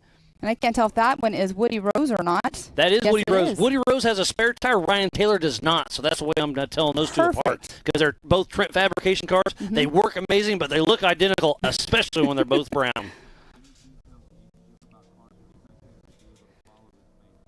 That was right there. That was just a frozen screen. But here we are. Cannot tell. That's the That's 717. Ryan Webb. Yes, it is. The 717. Another There Jimmy's chassis car as he's blasting through the trees coming down. And it just goes to show you just kind of find those ruts and figure it out. And look, you got a little bit of green on there, so he must have been hitting some brush through the trees at some point. We'll have to see later on in the 4400s because every time we come here and race, the Blyler's cars seem to not have mud on them. They have some kind of product that they use that just it makes it not stick. Yeah, back in the roundy round days, I remember hearing mud off, where you kind of spray that on the side of the car and it's kind of a greased up. I don't know if it's WD-40 based or whatnot. That's Jesse Oliver right there. You kind of tell that car a little bit apart because it's a little bit shorter wheelbase, but he's in the 4500 Yukon Gear and Axle modified class, so he will be crossing the line as we speak. So he is overall on adjusted time winning this race. So Jesse Oliver, he was even in the hot pits for a little bit, so he has really turned it up. So Jesse Oliver in the 4500 Yukon Gear and Axle modified class on adjusted time is winning this race overall. And then Dwayne Garrettson is second in that class. And in the 4800 Brannick Motorsports Legends class, it's Ryan Taylor, then Woody Rose. And speaking of Woody Rose, he's right there in the pits getting something worked on. I don't know if they changed a tire or if they're just having an issue with something. I assume they're changing the tire, and that would make the second tire for Woody. So tough break for that. But, hey, these rocks, you can't see them. And when you're just bouncing through those little rock sections, you're catching the sidewall on some of these situations. There's Dwayne Garrettson coming up, trail 69. And it looks like Woody Rose actually has the fastest lap time so far at a 23:37 so far of this race. That's pretty impressive. Mm-hmm. They're getting closer to your 20-minute marker. Yeah. Well, and I think it's going to get faster throughout the day, especially this next race with the 4400 class. Bigger tires, bigger suspension, unlimited horsepower, and it's going to be a better track. So we got another car coming down. That looks like Cody St. Clair. I think I can tell his car with that shark fin on the top. That's how I've been marking it as well. And he had to do a little bit of a backup right there. They are waving him down that line. They're kind of avoiding the original line right now. They're just sending him all down this line because of that. Interesting. So it must just be safer that way. Well, look at these cars, all the mud. It is absolutely insane out here. But it's better than the dust, some people would say. There's Ryan Webb on screen. And speaking of, being safe, that was a question actually in the drivers' meeting the other day because everybody knew that, the rain was supposed to happen or whatever. And so they were asking about any, alternate lines if it is for a safety reason. And obviously they have done that. And here we go. There's Cody St. Clair getting ready to hit the Brannick Hill. We'll see what line he takes. Like I said, the most prefers that center line. The further right, the easier it gets. And with the mud, he's going to take the kind of right center line. So that's a good run right there.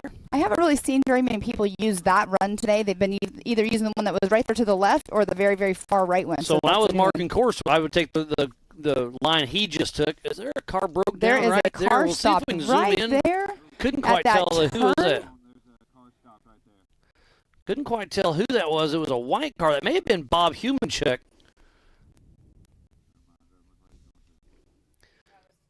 So right here on your right is where Cody St. Clair will buzz right back out.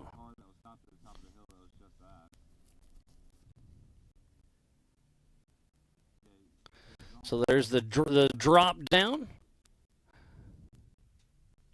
Oh, is that Justin Barth? It looks like Justin Barth, and that's where he was stuck earlier today. We saw him in the pits a little bit. I see somebody's arm out the window. So I believe that is Justin Barth stuck again. Bummer. Oh, we got another one upside down. Looks like that is Jeff Martin, I believe. So this downhill is becoming really tricky for a lot of these cars. That is the number 1470 of Jeff Martin. Unfortunate, man. This mud is really, really hurting us today, or hurting the drivers. You know, sliding down, you kind of catch a little bit of a rut. Well, there's really not any ruts, so for the most part, but that's what's going on is they're trying to back up and stuff, and you've been seeing them get a little bit sideways. And that is Sean Reisky right there. Back to the 1470 of Jeff Martin. They're going to get him hooked up, winched over, flipped back upright. So last year it was Dwayne Garrettson who won. Second place was Jesse Oliver. Third place was Cody St. Clair. But right now Jesse Oliver is leading his class and overall. And it's always kind of a great conversation. Who's faster, the 4500 Yukon Gear and Axle Modified class or the 4800 Brannick Motorsports Legends class? And right now Jesse Oliver is really putting the paces down. And I think you were right, Miles. That was, it looked like it was Justin Barth stopped at the top of the hill where he was earlier. And as you were speaking, he ended up turning. It looked like he started going, but not, I think he was going a different route. So maybe not sure what's going on. We saw him in the Amsoil Hot Pits just a couple hundred yards downhill from here, so he didn't make it very far out. I'm gonna guess it's some kind of electrical issue. And with all this mud and water, sometimes it's really hard to trace down. I mean, it's hard enough to find it in your nice shop.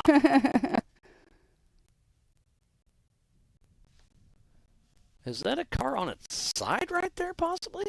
Yeah, that's the overhead that's the hill. of Jeff Martin. Yep, yes, okay. Yes. I see where we're at.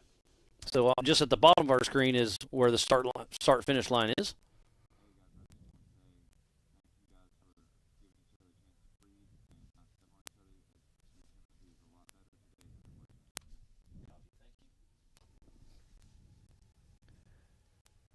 And look at the curve. That's where we were set up last year at the Horseshoe Hall right there. Now we're around the corner, and it's just look at everybody packed in here. This is a packed house for the 11th annual Raceline Wheels Rush Off-Road Anniversary Bash. I believe it's sold out once again for the 8th time in a row.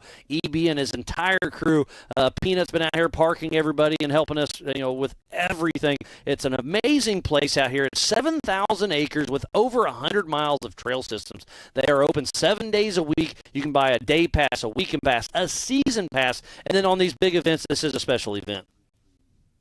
And what's been amazing is, we had so much rain last night, and we get here this morning before we going live for everything, and we had mud holes underneath our awning over there where the Ultra 4 merchandise is. So what they do, they go, and EB has his crew bring out some gravel. They graveled the hole underneath the awning, trying to make it, good for everybody so not everybody's standing around in the mud. Yeah, just all of a sudden a dump truck and a skid steer shows up, and they made it really nice for us. It looks like they did get Jeff Martin righted, so hopefully he'll be all right. We got another car coming down and sliding all the way down almost. Is that Sean Reisky, I believe? Yes, it is. So he's going to be a little timid as he heads down here. I would definitely be timid, 100% after that last lap.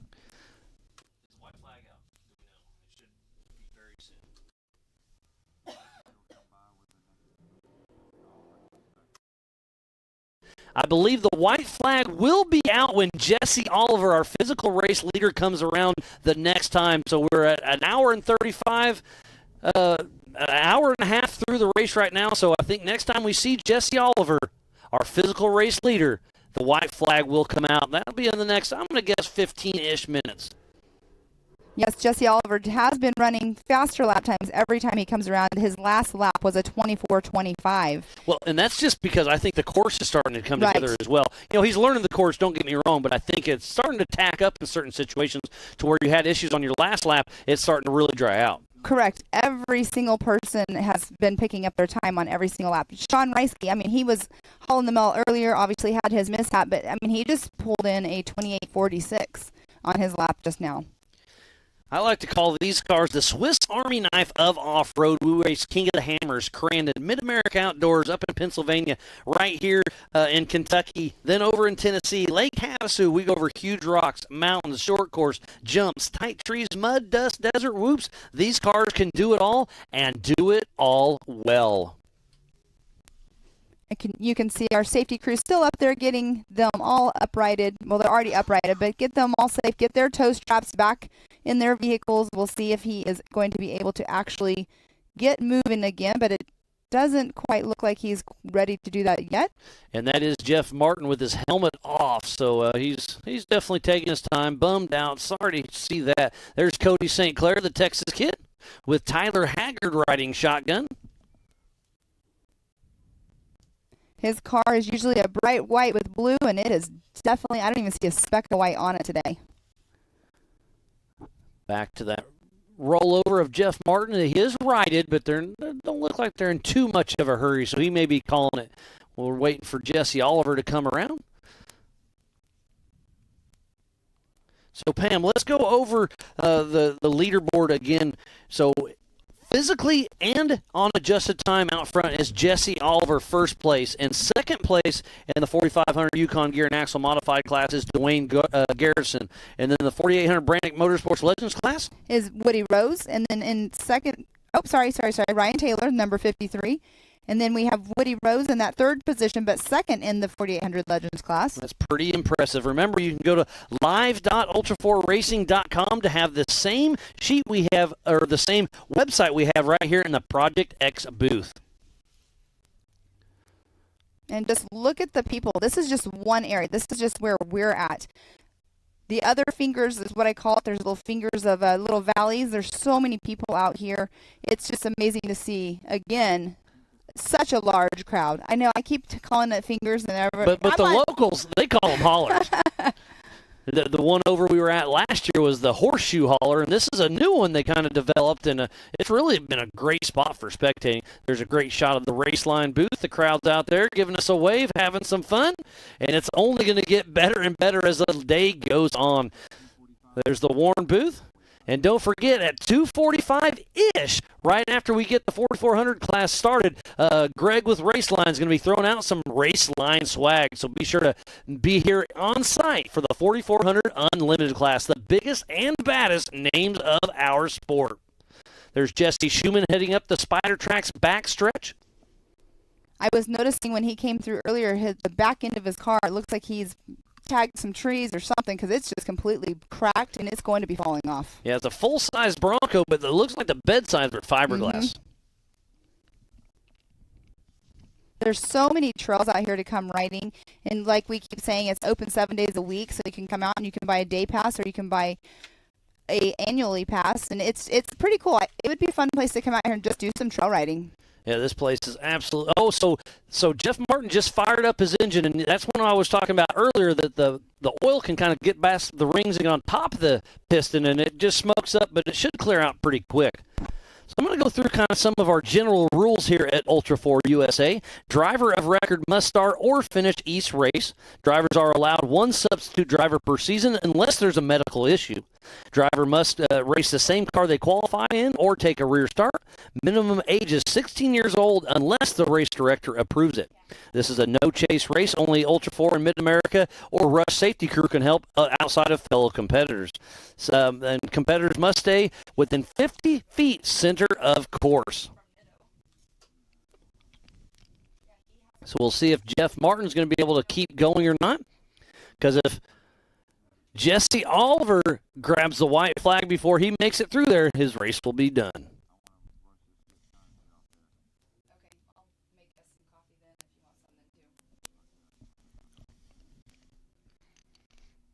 It's been a busy, busy day for the Ultra 4 USA safety crew out here. There's lots of action, and these drone pilots are awesome, giving us these great, great shots. And everybody, we got so many cameramen and women all over. We've got people in our ear. It takes an hour of people to, it takes a bunch of people to put this all together. A lot of work behind the scenes. And that's Mr. Tripp right there. Mr. Tripp pulling up there with the yellow flag, helping us out up at the top of the hill. He'll be doing the rock bouncer with America Pro Rock later on. And remember, this race course is 8 miles long. We have 11 either-ors, and look how thick these woods are. So we're doing everything we can to bring you the best live coverage we can. I was just thinking, Miles, I don't know, my brain started going when you started talking about the drones, and we always talk about how the cameras don't do it justice. I wonder if the drones, and you're probably not going to know the answer. elevation into where we could know the elevation climb. You know what I mean? Like as they're climbing up our hill, then we could know how far they go. You know Yeah, what I mean? I like that style. That'd be pretty wild to see. It would be pretty cool because they're super steep. That was Sean Reisky, I believe, coming down the Yukon launch.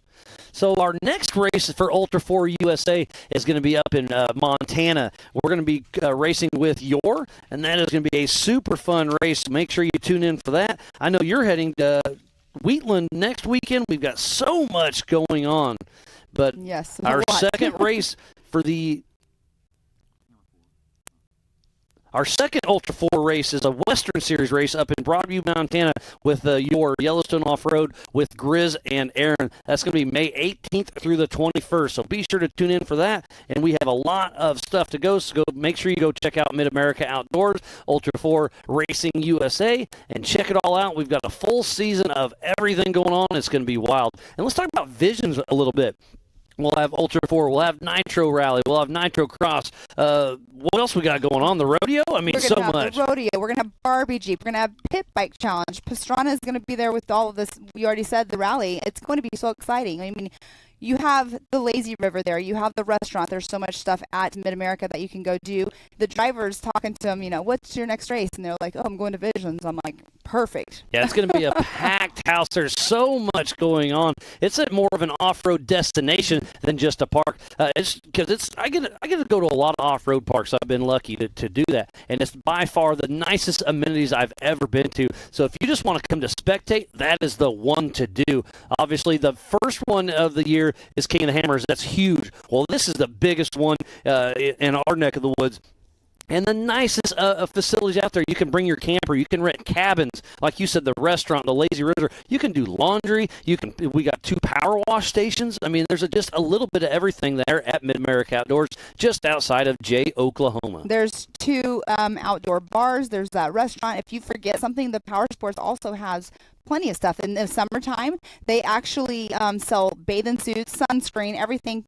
Beach towels. The crew out there at Mid-America, they really make sure that when you go there, you don't have to leave. Everything is right there. And there's a pro shop there, so if you forget your helmet or some gloves or a racing suit, they've got a lot of UTV parts there as well. I mean, they've just got a little bit of everything there at Mid-America Outdoors. It's really great to see it all come together. And speaking about big events, let's go to Nationals at Lake Havasu for Legends of the Fall. You do not want to miss this one. It'll be Ultra 4 USA, F1 boat racing, rodeo, national music acts, Nitro Circus, American Side-by-Side Takeover, and much, much more. Some of our crew was out there last week kind of doing a scout out, and we were chatting about it. It just sounds like it's going to be one heck of a year. It's going to be amazing. I'm excited about it. Have you ever been to Havasu? I've crossed through Havasu and spent the night there on the way to the Parker 400 one time. Oh, there is Brian Trimp, I believe, getting a little slideways on the hill.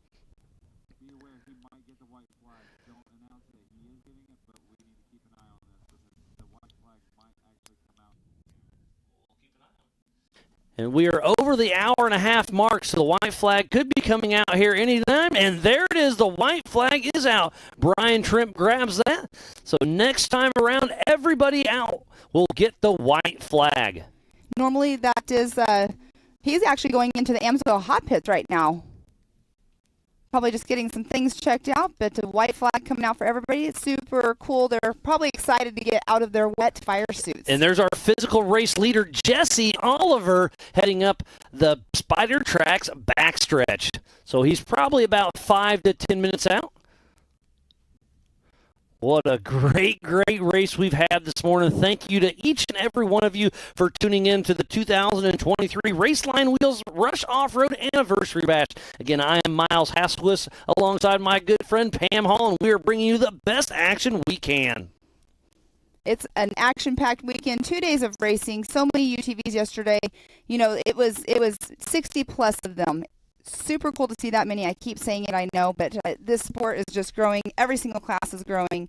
I'm excited for the next race. I'm excited to go to Montana. You were bringing up Montana. You have been to that track at Montana. It's an amazing track up there. Grizz and Aaron with your put on a great race there. It's on a private ranch, and it's a huge one. I think we could do a 50-mile loop, so it's called the Big Sky 200, and it's the Big Sky country. You get there, and it's just absolutely beautiful. You can get on top of these ridges and see for miles and miles out there. It's going to be a great race. It'll be a joined race with Yellowstone Off-Road Racing Series, so it'll be fun to see some of those. They're kind of like a desert race. And then we'll have the Ultra 4s there as well. And look at those in the Hamzo Hot Pits. They are digging mud out of the wheels, trying to save some weight and just get stuff out of the way. I was trying to see if that was a rock or if it was mud, but you could see the window nets even are caked with mud. There is no, that was Woody Rose, because you can see that spare tire hang off the back of that Trent Fab machine. So Woody Rose and Tad Dowk are still pushing strong. Look how muddy you just called that pan. I mean, it's just caked on there. I bet he can't even see out of the side of his window. But did you see that huge thumbs up right there? Nice. They're excited. They're getting back out there, heading out for their last lap. Out on lap 4. This has been a great, great run. Oh, and I can feel the rumble as he cruises by. I can too. I was just you took the words right out of my mouth. Yeah, yesterday we were out right by the start-finish line, but with today's weather, we moved into the Project X booth, and it's it's definitely nice to be inside and out of the elements for sure, but sometimes I do miss the wind, the smell of the fuel, the loud roar of the horsepower. You know my favorite part about being right there next to the lineup? The drivers giving the thumbs up, getting to wave at them, give them, good luck. So that's what my favorite part about being right there is. Yeah, I was walking through the line this morning. I got here early, obviously you did too, and I was walking through, and Sean Reisky and Ryan Webb were already lined up. They're in their suits. I go give them a high five and say, good luck, have fun, and put on a show, and that's what they are doing. There's Woody Rose, or is that Ryan Taylor? I think that's Ryan Taylor. Yep, yeah. Correct. Ryan Taylor, the way I'm noticing is he doesn't have the shark fin. Well, you already said that too, but you're doing the spare tire. So on adjusted time, we'll have to wait for Jesse Oliver to come back through, because remember, they took off in 30-second increments this morning. Well, there's Brian Trimp. They took off at one at a time in 30-second increments. This race is on adjusted time, so we won't know until they physically cross that line. We're waiting on Jesse Oliver right now, but it looks like our physical race leader is Ryan Taylor, who took off in 4th spot. Jesse Oliver took off a rear start because maybe he rolled, so he's in that 13th spot. So it's about a 5-minute split between on adjusted time between Ryan Taylor and Jesse Oliver. And it looks like Ryan Taylor actually just has the second fastest lap of the day now with a 24:04.571. There's Brian Trimp coming up trail 69, here's that perfect either or, but everybody's taking that right line right now. The preferred line yesterday was straight at that camera, but you just can't make that happen with as slick as it is today. Yes, we did see them earlier. They were struggling. They were having to back up and actually go ahead and take that right line. And we haven't seen Troy Digby in a while, so he must be having some bad luck out on course. We saw Justin Barth pulling off. Jeff Martin, we saw him flop over. Bob Humancheck, we saw him stopped on top of the hill as well. We saw Reisky tipped over, but he's back going. You just saw Trimp. So we still have most of the field running. It's been an adventurous race day. And look, it just looks absolutely beautiful out there as we see Ryan Taylor taking a hard right. To our left is the start-finish, but right now it's a hard right into the woods. And we had to do a lot of work on that section to make it a straight go-through. It was an absolute swamp when it was dry. But Devin brought the dozer over there. We cleared out a couple small little trees and filled in that little mud hole right there. But now it's a new mud hole. And now it's a new mud hole, exactly. And here's one of our drone drivers. You'll see Jack right there with his... He's got his goggles on right now, so he's doing the POV. He's got the camera on there. It's really cool to see. Oh, that was Lucas, the drone guy. We got a couple. We got Jack, we got Lucas, and they're out there bringing these amazing shots as we see Ryan Taylor making it up trail 69. He's got those nice blue lights on the front. Can't believe they're still clean. That means he hasn't really had anybody in front of him to kick the mud up on there then. Cake it up on there.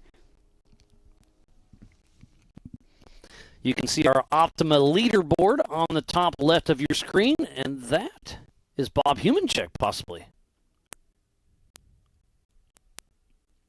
Little bit of difficulty right there, I believe. Ryan Taylor. Trying to make up the top of 69. Is that Cody St. Clair, I believe, with the shark fin on top? He's on the Spider Tracks backstretch, and that is Jesse Oliver, I believe. So this will be fun to see on adjusted time. Is Jesse Oliver going to be able to steal that away from Ryan Taylor? It's like I said, I think it's about an unofficial 5-minute split at my quick little guess. And he crosses the line right now and grabs a checkered flag. Jesse Oliver does a little flip around, and Jesse Oliver grabs a checkered flag for the 2023 Raceline Wheels Rush Off-Road Anniversary Bash. And right now, I think it's going to be Jesse Oliver.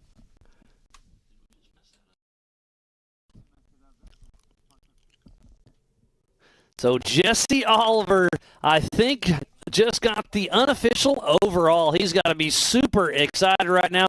Look at all the mud all over that car. He got a second last year, and it looks like he may get first place this year. He battled, and look at the left front. It looks like he kissed a tree with that fender right there on the hood. Well, did you see him just now, too? It looked like he tried to push his side mirror out, and it's not going out for him. So he probably did hit a tree. Those mirrors are made to just fold in and not break off. That's how the style they are. So he'll, try to fold it back out so he can get out. But you saw 2 big thumbs up from Jesse Oliver and Randy Knoll. And like you said, they fold in, and I think if you had it folded out, it would be muddy enough you couldn't see it anyways.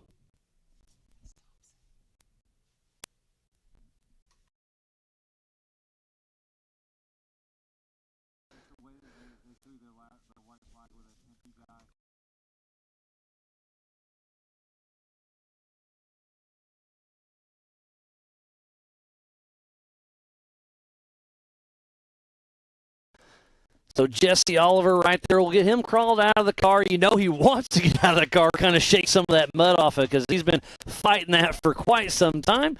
They're dragging that mirror out of the way, but I'll bet you can't see out of that mirror anyways.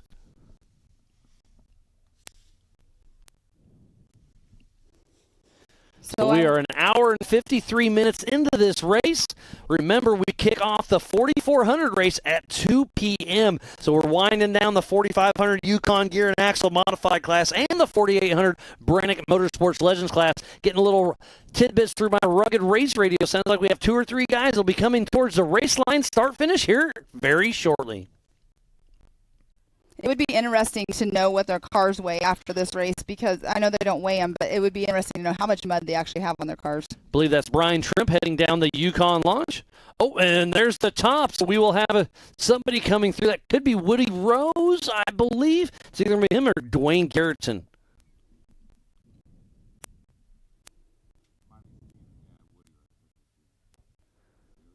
So we got one coming down the hill. I believe that is Woody Rose. Yes, it is. So our physical second place, but it could be first on the Legends class. We'll see how it shakes out. Just another downhill to go for Woody Rose to be grabbing that checkered flag. And you could see he was on his brakes just sliding down that hill. That's how steep it is and how muddy it still is out there.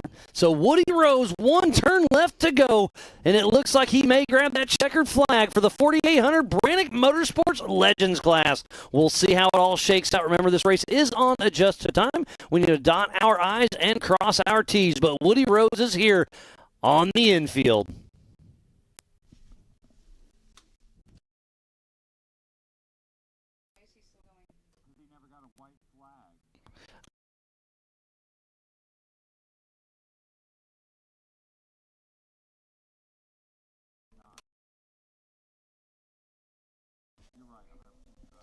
Woody Rose, I think he must have missed the checkered flag. Not quite sure, but he's still running out there. He's just having some fun. Yeah, extra seat time is key, right? So he's like, I'm going to do one more lap.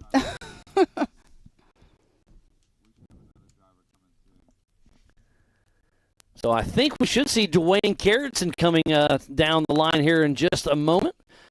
There's Ryan Taylor with those blue lights up front and that Trent Fab machine. Ryan Taylor has Corey Day riding shotgun with him. He was raced yesterday. He races now, and he'll hop in later on today as well. So he's got a busy day ahead of him. And look at the mud everywhere. The seat looks clean because there was a body there covering all the stuff. So that race suit, you know, is going to be completely covered. And look at the GPS, all the wiring. This is fun to race, but the worst part about it is all the cleanup. Oh, I know, right? That's when you take everything off of it. But right there, that is the 2002 of Jesse Schumann. Yep. That's that big full-body Bronco.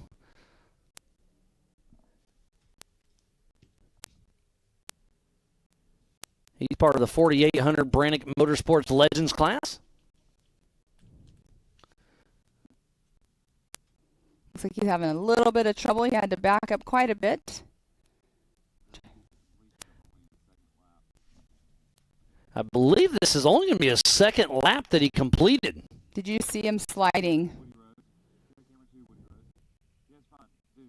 Oh, here's Woody Rose still chugging along up to through Trail 69. There's John Schumann. He'll grab that checkered flag. And a lot of them are kind of doing a little tailspin right there. Liam gives him a little eyeball and tells him to settle down a little bit. Liam's O'Donnell 23 with USAC. He's our USAC rep that has really stepped the game up the last. We introduced him last year, but he's really helped out this year. The entire USAC is here, and we are really lucky to have them join partnerships with us. That was Woody Rose disappearing, and now this is going to be Cody St. Clair grabbing the checkered flag. So this could be unofficial second place for the 4500 Yukon Gear and Axle Modified class. And doing a little rooster tail at the end of the line. And another one right behind him, and that is going to be Sean Reisky. Remember, he was the one that rolled over early. He got the pole, set the fastest lap early on. So tough break for Sean Reisky. But, hey, he finished the race. That's what matters. You know, that's what you want to do. You come out here sometimes just to finish, and here he did. I mean, he had some major issues after being the pole setter, but that's awesome. He took that checkered flag. Look at the mud on Cody St. Clair's car. So I think we should see Dwayne Garretts and Ricky Bobby coming down the hill here in just a few moments. What a great race. I do feel bad for these guys and gals battling the mud, but they did it. This is unlimited racing at its finest. Yesterday battled the dust. Today they are battling the mud, and they are making it happen. And they got to be super stoked to be crawling out of that car right now. There's Cody St. Clair out of the driver's seat and Tyler Haggard coming out of the passenger seat. There's Chip McLaughlin giving a little congratulations. Anthony St. Clair, Cody's dad's right there giving the good job, boy.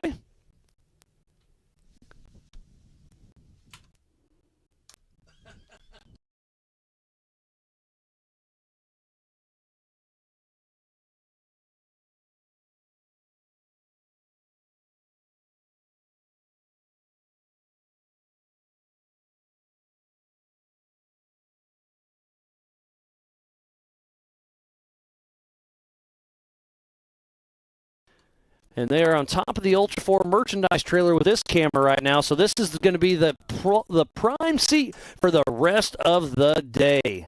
You can see the Raceline arch. That is the start-finish line.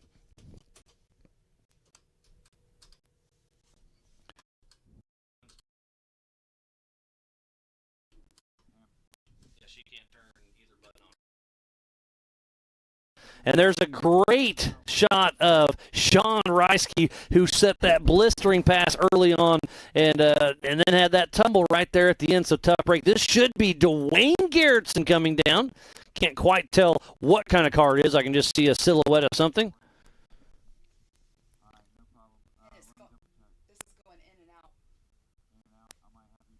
No, that is going to be Bob Humanchuk. But we're waiting on Dwayne Garretson to see if he can bump out Jesse Oliver, but I don't know.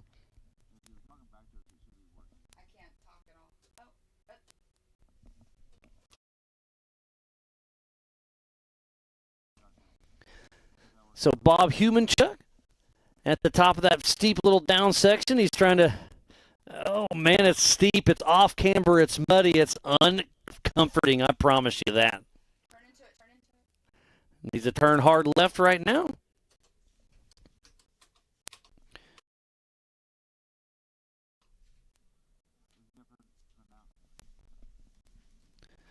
So Bob Humanchuk grabbing the checkered flag. We'll see how it all shakes out. I believe he was a couple laps down. So Jesse Oliver, unofficial first in his 4,500 Yukon Gear and Axle Modified class. Ryan Taylor is still unofficial leader for the 4,800 Brannick Motorsports Legends class. Then Woody Rose, Cody St. Clair second in his class. Where is Dwayne Garrettson? We're waiting on him to get his time. And he was having such a great day as well, and so he has fallen back, but we're still waiting to see him come in. So Cody St. Clair started behind Dwayne Garrettson, so he definitely has him bumped out. But Dwayne Garrettson had such a good one running. He's won the last 2 years in a row, but he just couldn't quite pull it all together. But I hope to see him back here coming in soon.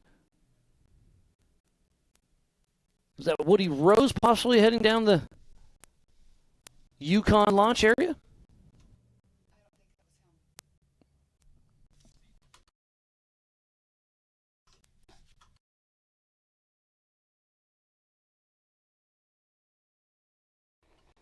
You can see Greg right there with Raceline wheels over there congratulating one of his drivers that runs his wheels. Give us a little wave, Greg. So you see Tyler Haggard and Cody St. Clair with their Raceline hats on, giving their picture taken. Greg's giving the old thumbs up.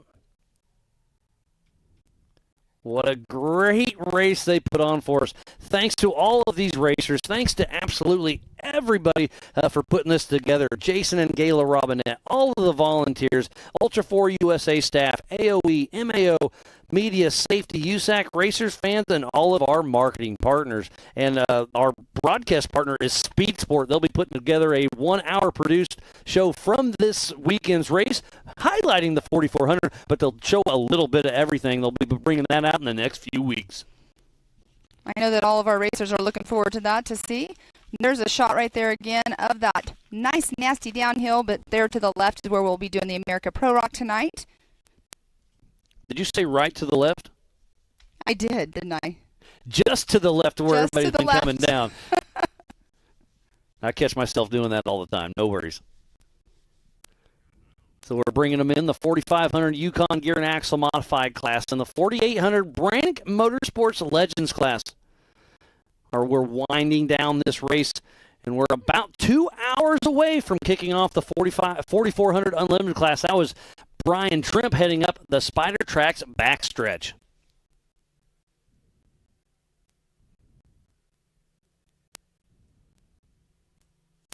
All smiles at the Raceline finish, kind of telling their war stories, saying, "Hey, did you hit that tree too on this one corner, or did you hit that other mud hole?"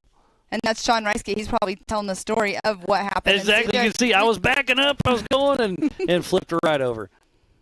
It's funny to try to, read their sign language that they're talking to each other with.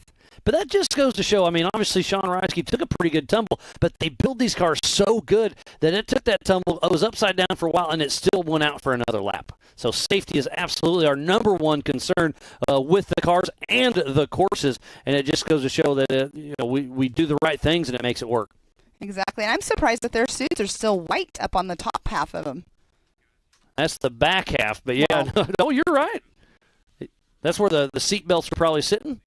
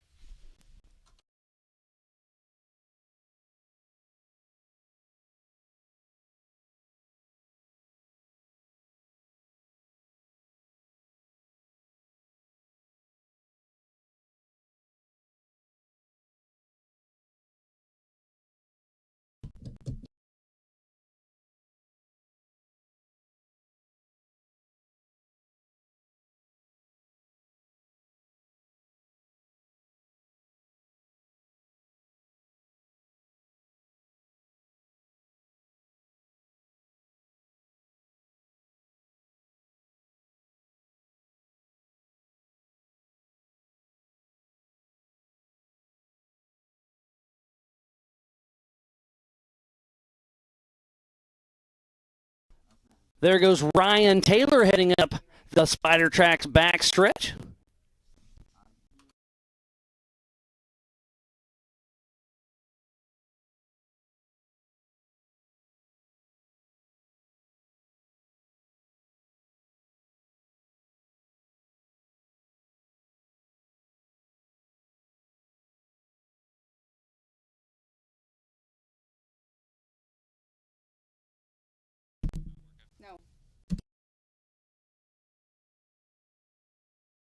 What a great day of racing. What a great weekend of racing it has been for the 2023 Raceline Wheels Rush Off-Road Anniversary Bash. As Jesse Oliver's going to hose down his car a little bit so he can give some love to his sponsors. We see Warren and Rugged on the side of that car, getting her all shined up for some pictures. And the Raceline is on the rear, the sticker's on the rear side of it. And Rugged Radio's right there. I don't think that vent's going to buff out.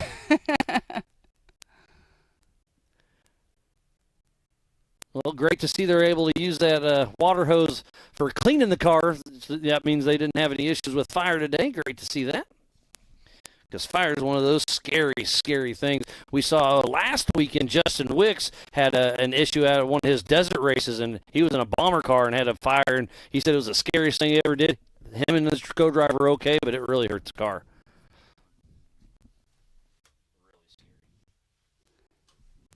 And the mud is thick. I mean, there's so much mud on there.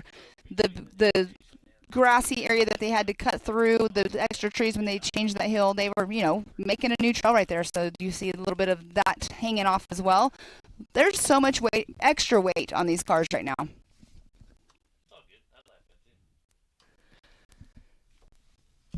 So there's a great spectator area out there. Right there in front, you see Nitto. We've got Warren. We've got Raceline. We have the Ultra 4 USA right there. The Jumbotron's going to be there, and we are going to have some more racing today. So be sure to don't go anywhere. We've got some great stuff yet to come.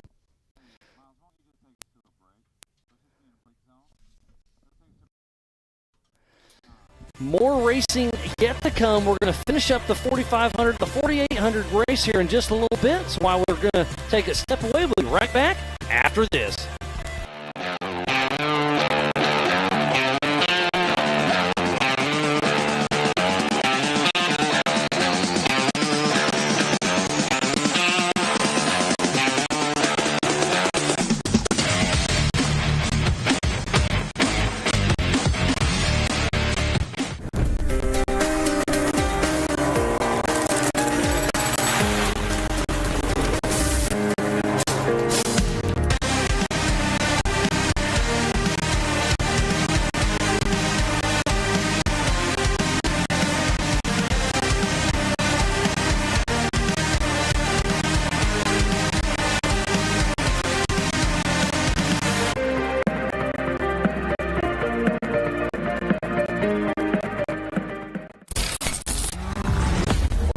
Suspension tuning, there's only one name we trust, Double E Racing.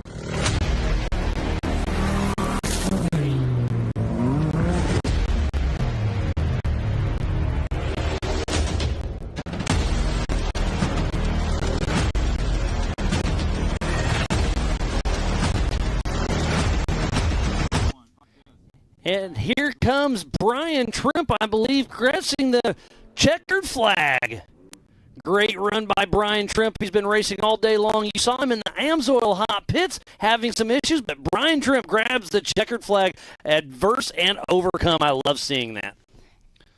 You can't see any of his names or anything on his car, so there you go. You got the number on the front, so it doesn't look like he had anybody in front of him, but it's good to see him come get that checkered flag after having the issues that he was having earlier on in the hot pits. Yeah, sorry we had to come out of that commercial a little bit early, but we want to see racing. That's why we're here, and that's what we are doing. I thought it was going to maybe be Dwayne Garrison. He should be coming through any moment, but he is still out on course having some issues. Not sure what's going on, but we sure hope to see Dwayne Garrison, but it's great to see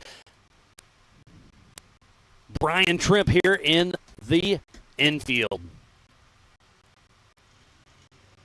And when they're coming in, you can tell they're trying to wipe it off. Like you said earlier, give their sponsors some love. And look, he has a GoPro on his helmet.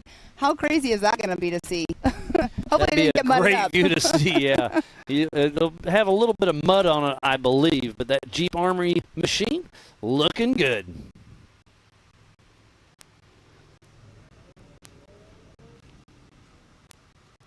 There is $20,000 on the line tonight for the America Pro Rock Bouncing Series. So it's going to be it's going to be 2 hills. They're going to be combined times. It's going to be a lot of fun to watch.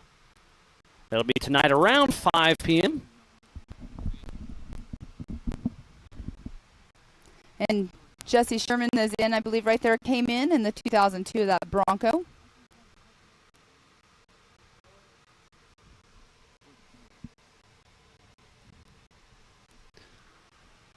It's been a great week out here in Rush, Kentucky. So thanks for everybody for making this happen. It's been a great, great week, a great weekend. Love Rush, Kentucky. They came in with open arms. This is an amazing facility for the 2023 Raceline Wheels Rush Off-Road Anniversary Bash.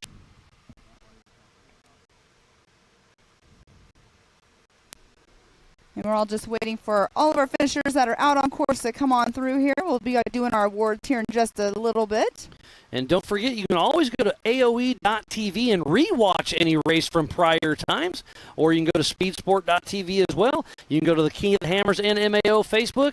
Here comes that is Ryan Taylor with the blue lights up front. He'll be grabbing that checkered flag. We'll see if he shakes up that podium. Ryan Taylor grabbing the checkered flag. Gets a little sideways there and keeps on going. Super slick out there. They're trying to do their little, victory whip, but it's a little too muddy to do that. But great to see Ryan Taylor pushing the entire race. And we'll remember, you can also go to live.ultra4racing.com. But it looks like he just took over the top spot for the 4800 Brannick Motorsports Legends class on adjusted time. We'll see what happens when we dot our I's and cross our T's. But it looks like Jesse Oliver could have won the 4500 class. And Ryan Taylor, I think, just won the 4800 Legends class. Remember, everything is unofficial, but it's looking good.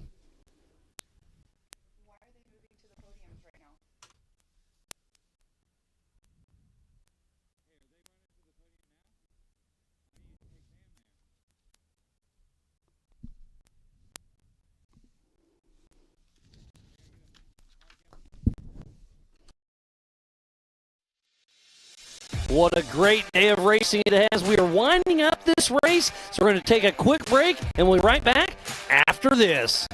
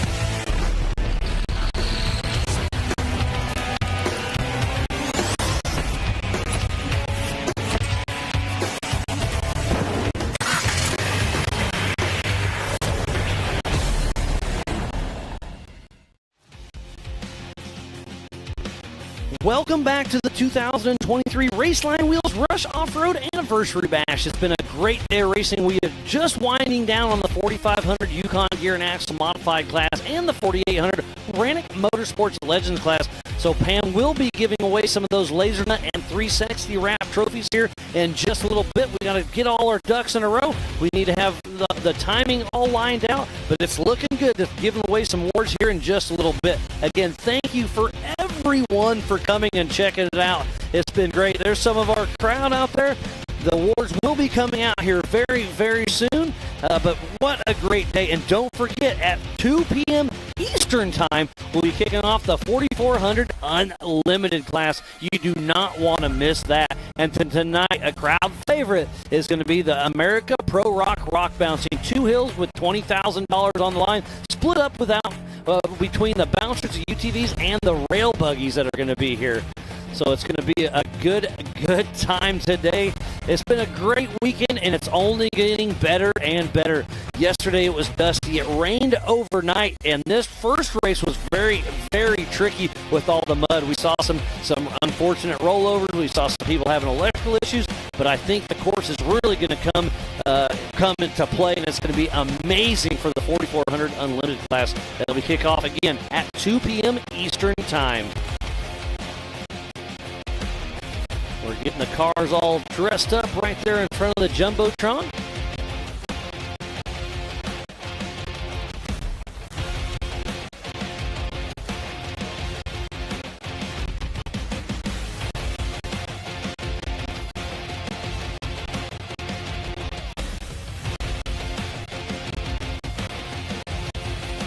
So here is the unofficial AMS Oil results. It looks like for the 4,500,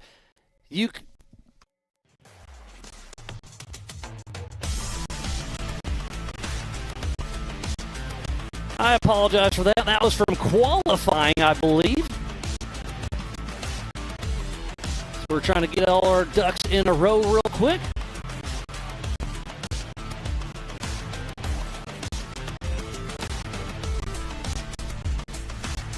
So I believe this is the unofficial AMS Oil leaderboard right here.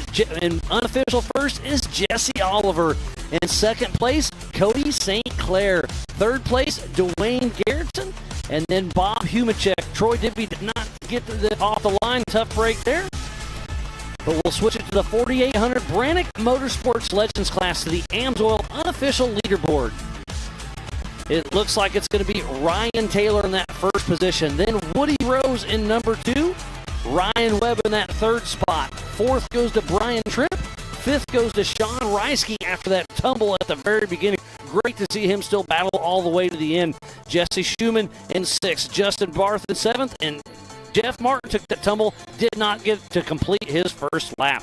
But what a great race it was. I know it was a little tricky to follow with 2 races going on at the same time, but it was a great, great race to watch. So again, thanks to all the racers and fans and marketing partners, volunteers, safety crew, and everything else. So it sounds like the AMS Oil results are heading over towards Pam.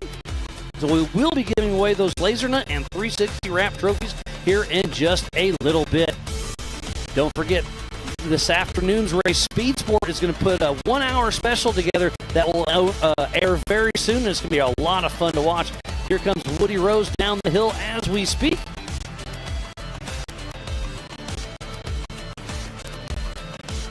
So Woody Rose will be grabbing the checkered flag. Once again, Woody Rose grabs the checkered flag in that Trent Fab machine. It's been a great day. We'll be having awards here in just a moment, but while we dot our I's and cross our T's, we'll take a quick break. Be right back after this.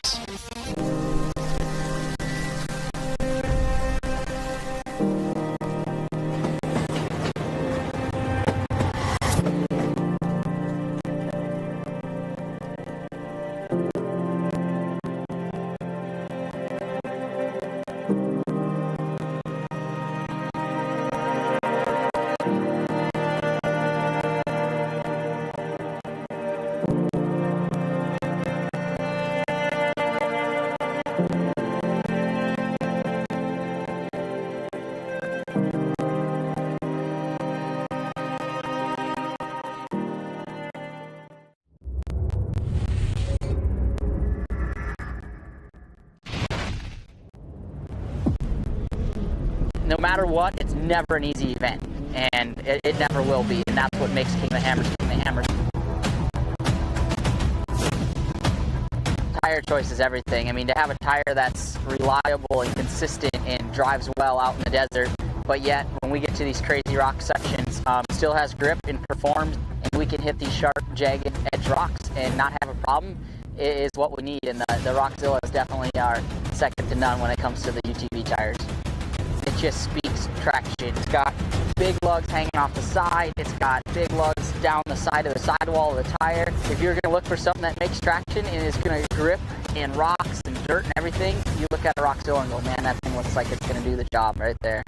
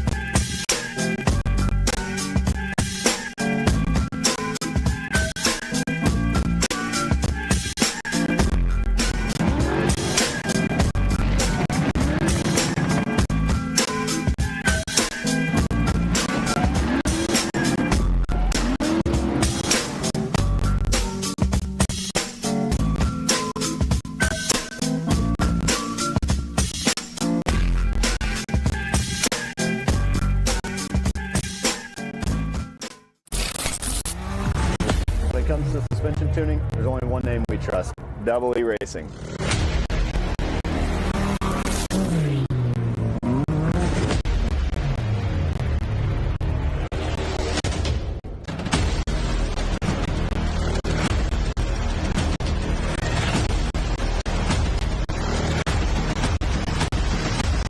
Double E Racing.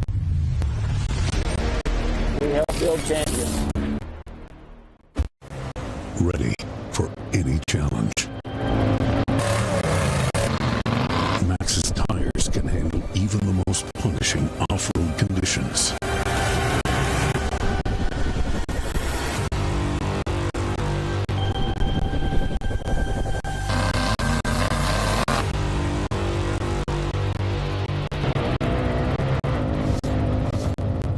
Max's tires tread victoriously. Welcome back to the 2023 Raceline Wheels Rush Off-Road Anniversary Bash. We just are winding down the 4500 Yukon Gear and Axle Modified class and the 4800 Brannick Motorsports Legends class. You can see them all right there in the center of your screen, getting ready. We're dotting our I's, crossing our T's, but we should be giving away some of that laser nut hardware that's wrapped by 360. Be handing that stuff out here very shortly. It's going to be a great afternoon. The weather's got a little dicey last night, but it's turning out to be an absolute beautiful day. The sun is out. It's kind of right there between a hoodie and a t-shirt, but it's absolutely beautiful. Roughly 60 degrees, a little overcast, but like I said, the sun is really trying to come through. There's a great shot of Woody Rose. Greg Mulkey's trying to help him out.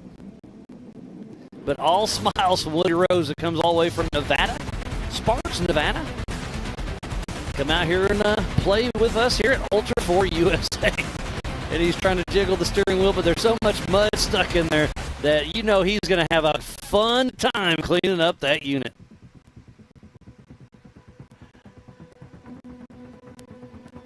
Don't forget, at 2 p.m. Eastern Time, it's the 4400 Unlimited race, the biggest and baddest names in our sport.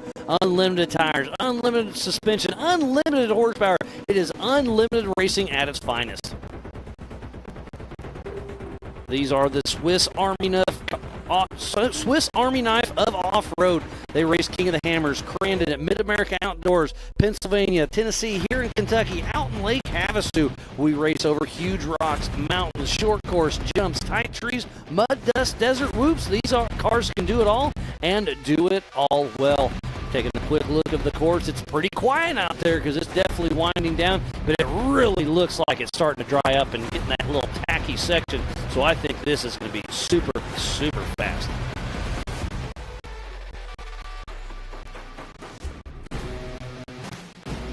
Thank you again to Raceline Wheels, Amsoil, Mid-America Outdoors, Rugged Race Radios, Project X-Lite, Speed Sport, LaserNut, Nitto, Warren, 360 Wraps, Optima Batteries, Factor 55, Spider Tracks, Brannick, Yukon, Wayland, the Off-Road Syndicate, Off-Road American Outdoor Events, and King of the Hammer. So please support who supports the sport. Without those amazing marketing partners, we would not be racing here today in Rush, Kentucky.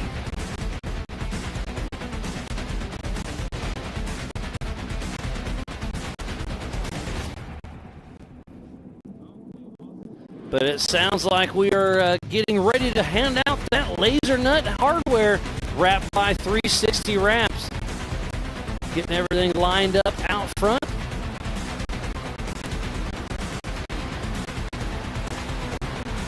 What a great day of racing it has been today. And yesterday was amazing. We started out with the stock class, went to UTVs, but it sounds like Pam Hall's ready. So Pam, take it away. It is your show. Thanks, Miles. I am here for the 4800 Brannick Motorsports Legends class right here with all of these muddy racers because of the rain. Was a lot of fun last night for you guys. Here with Mr. Hold on a second. I need to go over here. Sorry. Oh, there we go. No, I'm here with the 717 Ryan Webb. You're a little bit muddy out there. How was the race for you besides the mud? I don't know what to do with my hands now that I was trying to prepare while you were out with him. Now you done messed me all up. It was slick, greasy, slipping, sliding. I mean, it was just, it's like driving on ice, trying to dodge trees. I felt like we were really slow. That last big hill, we had a link bar break and put us out there at the end. But I guess we never stopped, never had any flats. The Cleaver MTs, man, they hooked up great. It was an awesome race. Well, it was. I'm kind of stunned right now because I had no idea that I was in third. So. I know when we were getting you over here, you kind of had a shock look. He tricked me. How did he trick you? He ran over there and he said, "Hey, they have a red card on you," or something like that. So we jumped in the truck and I'm like, "What?" So yeah, cool. Well, it looked like it was a lot of fun out there. I mean, slipping and sliding, it really puts your driving skills to test for sure. Whew. Now we got to get back in a 4400 here in a minute and do it all over. Exactly. Well, who do you want to thank for getting you up here today? The good Lord above, my wife, kids, Liquid Molly, Kenda Tire, SCS, Maximum Transmission, Raceline Wheels, and everybody for coming out and watching this show. That's it. Awesome. Well, congratulations on this number 3 spot. Good surprise for you. Hopefully I see y'all later on up here again for the 4400 class. All right. We don't do flat bills in the South, so I got my flat bill bent. So. Well, congratulations again, and we'll see you later on. All right, we're going to move right on over here to our second place finisher right here, Mr. Woody Rose. Great day out there for you. You having some fun? Yeah, I'd say so. We hit just about every single tree out there. Did you slide into them, or did you, hit them? Both. So we were watching. There was an either or that all of you guys were going up to. You guys could not get up, and everybody started taking a right-hand turn. I can't remember which one it was, but it looked like there was a lot of struggles out there today. Yeah, everywhere that there was a hill and mud, pretty much, and trees. This downhill right here at the finish line. What'd you think about that one? Well, I had to take the one off to the right, and it was pretty fun. I actually enjoyed it. Well, you were driving it good, but who do you want to thank for getting you up here today? I'd like to thank Tad for co-dogging for me because I wouldn't have been able to do it without a co-driver. And then I'd like to thank Trent Fabrication, Raceline Wheels, Nexon Tire, Auto Doctor, ATO Transmission, FK Rod Ends, Warren Industries, and Yukon Gear and Axle. Awesome. Well, speaking of Tad, great pre-run for you today, right? Yeah, it was a good pre-run. He's not joking when it was slippery. It was like driving on snow for the first 2 laps. And it's starting to tack up now. I think we're going to have a good 4400 race coming, but it's going to be wet enough to keep everybody honest, though. So it'll be fun. We'll see what happens. Yeah, that's what we were talking about in the booth. You guys are just making it key for the 4400 class. Yeah, it's going to be good. So I'm excited. Awesome. Well, congratulations on the second place finish up here for Woody Rose. We're going to move on over here to the number 1 spot up on top of the box. A little bit of mud. All right. Mr. Ryan Taylor, how do you feel right now? Wet, but it was a lot of fun. We had a great time. Corey's an amazing co-driver. I want to thank the Lord for getting us here, keeping us safe, and everybody having a good time. Secondly, I want to thank my wife and kids for putting up with it. It's a lot, and they're always here to support. I appreciate it. And I want to thank Brannick, Yokohama, Raceline Wheels. They keep me together, and that's what I need. Thank you, guys. So out there sliding around today, did you feel like a ping pong ball a little bit, or what's that game, pinball? Yeah, it was definitely a pinball for sure. Every corner, we mowed down some trees going up hills, and Corey says, "I can't believe your car would go over those trees going up the hill." And he got out to winch and pulled us through. It was fun. We had a great time. Well, congratulations for being up here on the top of the box. Have fun cleaning your car, because that's the biggest thing right now is going home and cleaning them. So let's give it up one more time for our 4800 Brannick Motorsports Legends class, Ryan Taylor, Woody Rose, and Ryan Webb. Well, thank you, Pam, and congratulations to everybody who raced in the 4800 Brannick Motorsports Legends class. Top of the box is Ryan Taylor. Second is Woody Rose, and then Ryan Webb. Up next, we will do the 4500 Yukon Gear and Axle Modified class, and we'll give away some more awards from LaserNut and 360 Wraps here in just a little bit. It's been a great day of racing, but it's not over yet, so be sure to tune in. But we're going to take a quick break, reset, and be right back after this.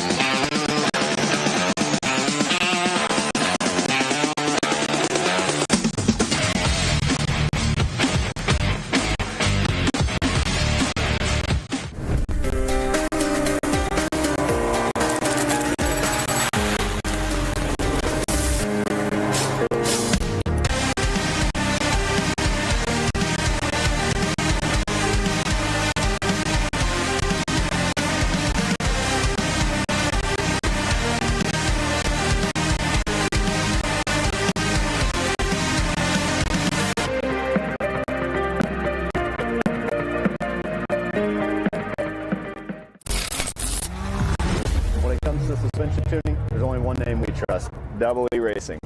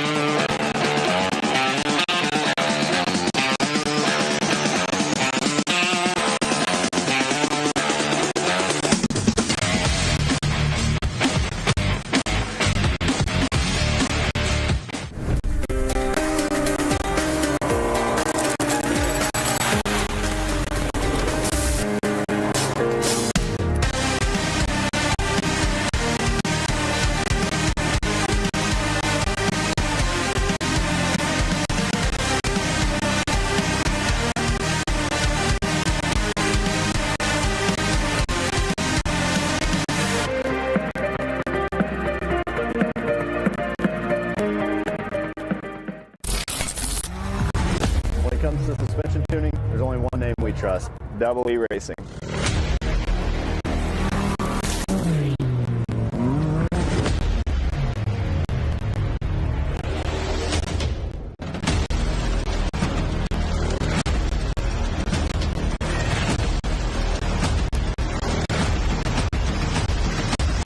Double E Racing.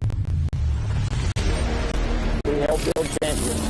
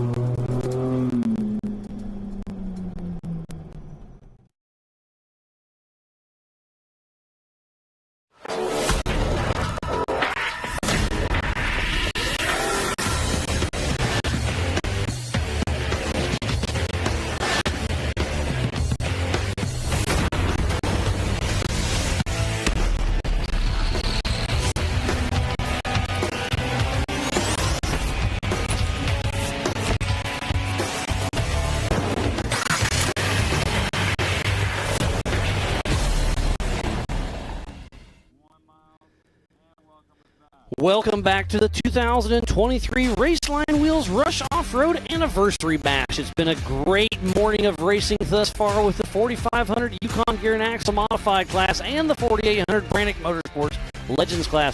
Yesterday we did the stock class in the morning, we did the UTV class in the afternoon, and the youth race in the evening.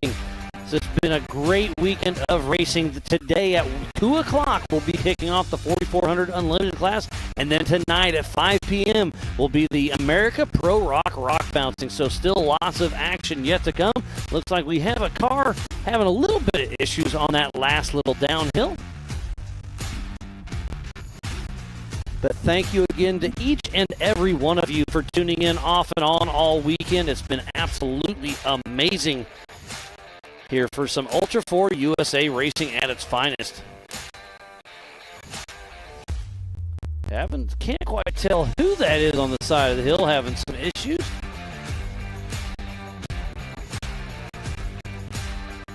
That could be Jeff Martin, who flopped over at the top and they're trying to just get him down the hill.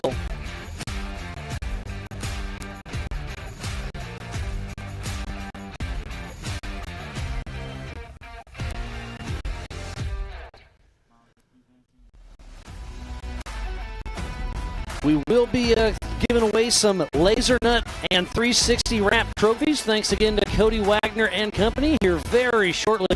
We just did the 4800 Brannick Motorsports Legends class, and we are about to give away some hardware for the 4500 Yukon Gear and Axle Modified class.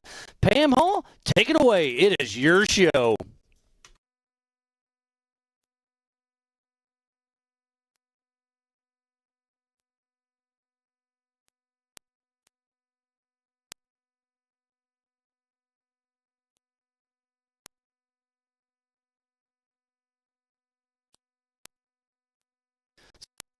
Sorry about that. I had a little blip in our situation, but we will be right back to do those awards here in just a minute. We had a little bit of technical difficulties. Remember, we are in the middle of Rush, Kentucky, and the mountains are high. Everything is all over the place. So we are definitely doing our best. Like I said, when I got here last weekend, I couldn't even send a text out, and they are bringing you internet and a live show from the middle of Rush, Kentucky. So we're doing our best. We're fighting through a few little technical issues, but we are going to make it happen and bring you the best we can. We are in the tri-state intersection area of Ohio, West Virginia, and we are in northeast Kentucky here at Rush Off-Road, just outside of Ashland, Kentucky. Rush Off-Road has 7,000 acres and over 100 miles of trails. They're open 7 days a week and sell season passes, week passes, or even a day pass. Elevation is roughly 2,500 feet, and the population is 2,500 people.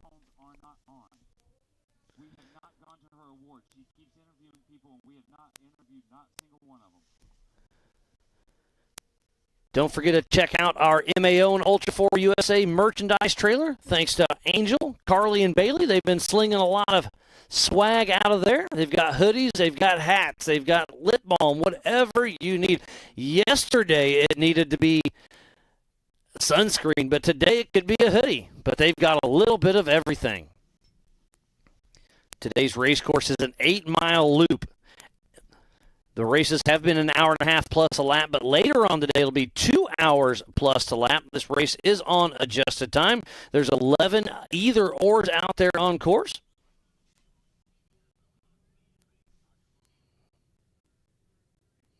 Don't forget to download the MAO app on the Google or the Apple platform. You can also go to AOE.TV and Speedsport.tv. Get on the Ultra 4 USA and Mid-America Outdoors Facebook. Hit that share button, start a watch button.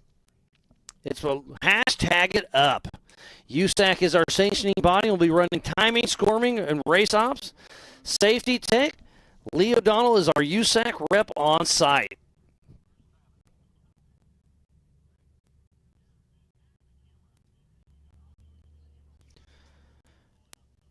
Speed Sport is the official broadcast partner for the rest of the season. So a huge shout out to them for bringing us such a great show out here in Rush, Kentucky for the 2023 Raceline Wheels Rush Off-Road Anniversary Bash.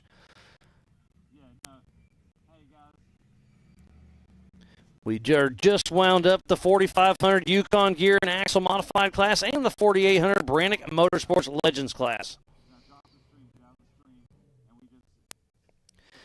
We will be coming back live at 1:45 p.m. Eastern Time for the 4400 Unlimited class. So we are going to be right back at 1:45 Eastern Time for the 4400 Unlimited race. We're going to shut down completely, so be sure to tune back in here in just a little bit. 1:45 Eastern Time. We'll be right back with more racing action.